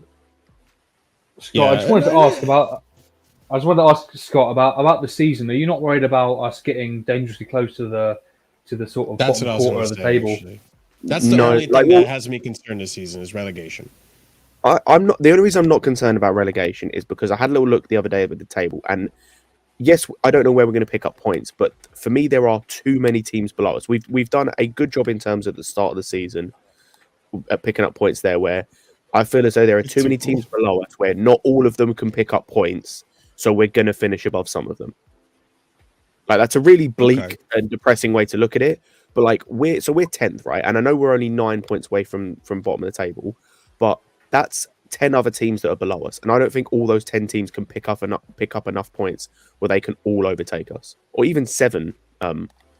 Even 7 teams, because that will need to be 7 or 8 teams. I don't feel as though they'll be able to pick up enough points playing the other teams that are in form to get past us. I just think that the worrying thing is though that this run we're on right now, this is supposed to be the winnable run, and we've got to go and play all these other teams, especially in the top 6. We've got to go and play them away at their grounds, and our away record is strangely terrible this season. So that's the worry I think a lot of people have about that. Yeah, I mean, despite the form, I still like to believe that there's enough talent in this team to be able to get a few, at least a win somewhere. We'll see. I mean, I had some hope after that Dortmund game. I am worried that if we do get eliminated from Champions League, the team is just going to drop their heads and not have anything worth playing for. But I don't know. I feel like there are some leaders that we just brought into this team. Like we talked about Sterling, we talked about James. Whether you want to see it my way or not, I think Enzo has been a huge addition in terms of leadership in this team as well. I think he has a certain standard that he wants to upheld for himself and the rest of the team. I think with Enzo, it's just a language barrier. If he can learn fluent English, he's definitely on path to being that leader. He's definitely got the character. It's just communication that will be a problem, but he's got the character. We can all see that on the pitch. Yeah, it's just as long as we don't get relegated. And Scott, thank you for that opinion, because that gives me a little bit more, ease of mind knowing that it's fair. There are a few teams below us that I'm sure they're going to struggle to pick up points as well. I mean, we still pick up draws even though we've lost the last 2 games, but we can still pick up draws.